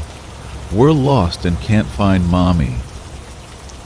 The transmission cuts to static, then returns with a boy's voice, older, maybe 10 years old. "The truck driver lady, can you hear us? We need someone to come get us." I key up my microphone, thinking this might be some kind of emergency situation where children have somehow accessed CB equipment. "This is a southbound driver on Interstate 35. If there are children on this frequency, please identify your location. Are you safe? Do you need help?" Static answers my call, followed by what sounds like several children giggling, a sound that should be innocent but carries an edge of something darker. "She can hear us," says the girl's voice, clearer now, as if she's moved closer to her microphone. "The lady trucker wants to help us. Should we tell her where we are?"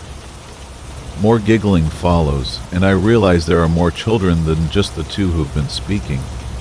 How many kids have access to CB radio equipment at this time of night? I try again, using the emergency protocols I learned in CDL school. "Children, on Channel 19, this is an adult driver. If you're in danger or lost, please tell me your location so I can send help. Are there adults with you?" The response comes immediately, but it's not what I expect to hear from frightened children seeking assistance. "We're always with the trucks," says the boy's voice, now carrying a strange echo, as if he's speaking from inside a large empty space. "We ride along with drivers who work late at night. Sometimes they don't know we're here, but we like to talk to the ones who can hear us properly." The girl's voice joins in. "You have a nice voice, lady trucker. Do you like children? Do you have children of your own?" Something about the conversation feels wrong, though I can't pinpoint exactly what triggers my unease.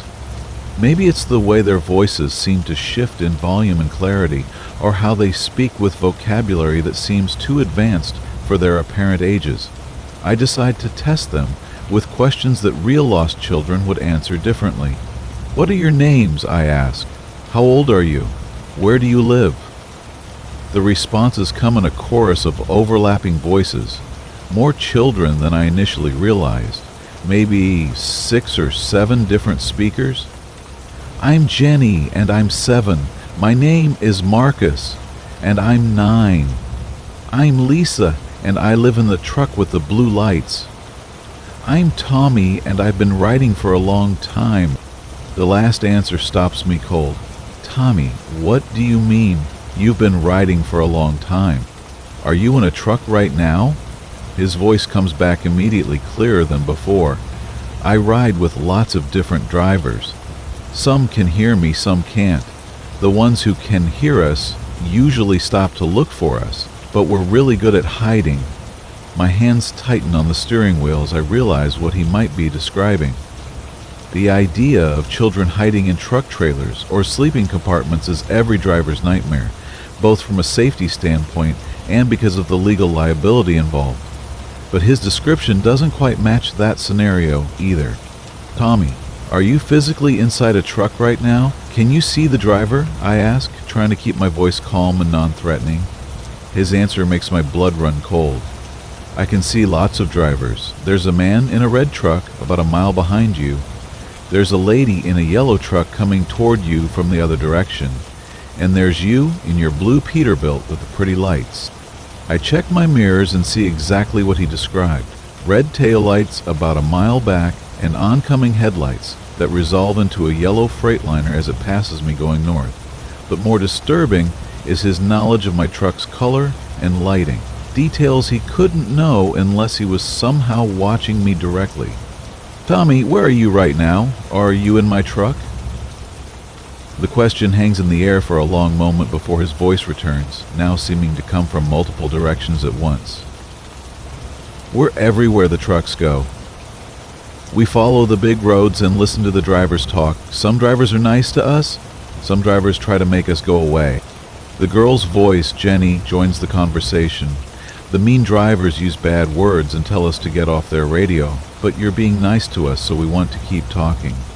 Do you want to play a game with us?" Before I can respond, the boy named Marcus adds, "We know a really fun game. We can tell you things about yourself that nobody else knows." Every instinct I've developed in 5 years of long-haul driving screams that this situation is dangerous, though I can't explain exactly why. I consider switching to a different channel or turning off the CB entirely, but something keeps me listening. Maybe it's maternal instinct, or maybe it's morbid curiosity about what these voices really represent. "What kind of things do you think you know about me?" I ask, immediately regretting the question as soon as it leaves my lips. The response comes in a chorus of young voices, each adding details that make me increasingly uncomfortable. "You're divorced and your ex-husband's name was Michael. You have a scar on your left shoulder from when you fell off your bike when you were 8. You're afraid of spiders, but you pretend not to be. You cry sometimes when you're driving alone at night. And thinking about your daughter." The last comment hits like a physical blow. I do have a daughter, Emma, who's 15 and lives with her father in Portland. We talk on the phone regularly, but the custody arrangement means I only see her during school breaks and holidays. It's the one part of this job that breaks my heart regularly, and I have indeed cried about it during lonely nights on the road. But how could children with CB radios know these personal details about my life? The information isn't public record, and I certainly haven't discussed it on open radio channels where anyone could overhear. "How do you know about my daughter?" I ask, trying to keep the fear out of my voice. "We know lots of things," says Jenny's voice, now carrying an unsettling sweetness. "We listen to drivers when they think nobody's watching. We hear the things they say to themselves. We see the pictures they keep on their dashboards. Your daughter is very pretty, and she misses you too." The mention of Emma's appearance terrifies me because it suggests these voices have somehow seen the family photo I keep clipped to my sun visor. But that would require physical access to my cab, which should be impossible while I'm driving down the interstate at 70 miles per hour. I decide to test their claims more directly. "If you can see inside my truck, tell me what else is visible right now." The answer comes immediately from multiple voices. "You have a coffee cup with a chip on the handle. There's a GPS unit mounted on your dashboard. You have a small stuffed elephant hanging from your mirror. There's a paperback novel on the passenger seat." Every detail is absolutely accurate, down to the small stuffed elephant that Emma gave me as a good luck charm when I started driving. It hangs from my rearview mirror and isn't visible from outside the truck, especially not at night. The only way to see it would be from inside the cab or through detailed surveillance that seems impossible under current circumstances. "Are you watching me through cameras?" I ask, though I can't imagine how that would work. The children's laughter fills the radio, dozens of young voices creating a chorus that sounds both innocent and deeply unsettling. "We don't need cameras. We can see everything from where we are. We've been watching trucks for a very long time." Marcus's voice emerges from the laughter. "We know about all the drivers who use this highway. Some of them have secrets they don't want anyone to know. Would you like to hear about the driver in the red truck behind you?" Before I can respond, he continues. "His name is Robert, and he's been stealing money from his company. He changes the fuel receipts and keeps the difference. He's stolen almost $8,000 so far. I check my mirrors and see the red truck Tommy mentioned earlier still maintaining distance behind me. The idea that children somehow know intimate details about multiple drivers suggests either an elaborate surveillance operation or something far stranger than conventional explanation allows. "How long have you been watching trucks?" I ask, hoping to understand the scope of whatever is happening. Jenny's voice returns. "Forever and ever, since before the big roads were built. We remember when trucks were smaller and slower. We remember when drivers used different kinds of radios. We remember everything." The claim that they've been watching trucks since before the big roads were built is impossible if these are real children, since the interstate highway system was constructed decades ago. But their voices do sound genuinely young, not adults pretending to be children for some malicious purpose. Tommy's voice cuts through my confusion. "Do you want to know a secret about yourself that you've forgotten?" The question sends chills down my spine because it implies knowledge of my past that even I might not remember clearly. "What kind of secret?" I ask. though part of me dreads the answer. When you were 7 years old, you got lost in a big store and couldn't find your mommy, he says, in a voice that carries impossible sympathy. You hid behind some boxes and cried until a nice man helped you find her. You were wearing a red dress with white flowers, and you had a Band-Aid on your knee from falling down that morning. The memory hits me like lightning because it's absolutely true, though I haven't thought about that incident in decades. I did get lost in a department store when I was 7, and I did hide behind boxes while crying for my mother. The detail about the red dress and Band-Aid is accurate, but those specifics would be impossible for anyone to know unless they were actually present that day. How do you know about that? I whisper into the microphone, no longer caring if other drivers overhear the conversation. We remember everything, says Jenny's voice, now seeming to come from right beside me in the cab. We were there when you were little. We're always there when children are scared and alone. We've been watching you for a very long time, Sarah. The use of my name, which I haven't mentioned on the radio, confirms that these voices have access to information they shouldn't possess through normal means. But their claim to have been present during my childhood suggests something far beyond conventional surveillance or hacking. What are you? I ask, abandoning any pretense that this is a normal conversation with lost children. The laughter returns, but now it carries an edge of sadness. We're the children who got lost and never found our way home. We're the ones who disappeared from truck stops and rest areas. We're the voices that call out from the dark places alongside the highways. The implication hits me like a freight train. They're claiming to be the spirits of children who vanished from truck stops and highway rest areas, the missing kids whose faces appear on milk cartons and highway bulletin boards. If true, it would explain their impossible knowledge and their ability to see things they shouldn't be able to observe. Are you saying you're dead? I ask, though the word feels strange coming from my lips in this context. We prefer to say we're traveling, says Marcus's voice. We follow the trucks because that's where we last felt safe. Truck drivers are usually nice to children. They try to help when they can, but sometimes help comes too late. The conversation continues for another hour as I drive through Iowa and into Missouri, with the children's voices sharing stories of their disappearances, their families, and their endless journey following America's highways. Some claim to have been missing for decades, others for just a few years. All describe similar experiences of vanishing from truck stops or rest areas and finding themselves trapped in some liminal space between life and death. Why are you talking to me? I finally asked as I approached the Missouri-Arkansas border. We don't talk to all drivers, explains Jenny. Only the ones who can really hear us, the ones who listen with their hearts instead of just their ears. And we especially like talking to drivers who have children of their own, because they understand how much we miss our families. As the night progresses, the voices gradually fade, becoming fainter and more distant, until they're barely whispers in the static. By dawn, they're gone entirely, leaving me with nothing but normal CB chatter and the memory of the most extraordinary conversation of my life. I complete the delivery to Houston without incident, but I can't stop thinking about the children's voices and their impossible knowledge.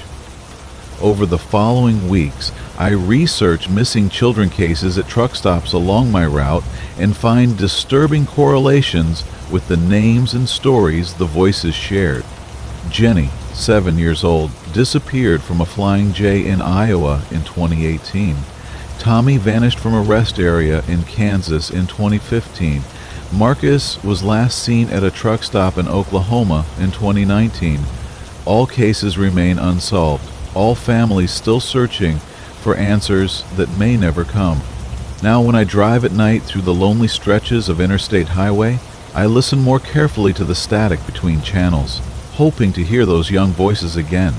Because if they truly are the spirits of lost children, then maybe acknowledging their presence and listening to their stories is the only comfort we can offer to souls who will never find their way home. The highway connects every corner of America, but it also holds the memories of those who became lost along its endless miles. And sometimes, late at night when the road is dark and empty, those memories find their voices and reach out to the living, seeking nothing more than someone willing to listen and remember their names.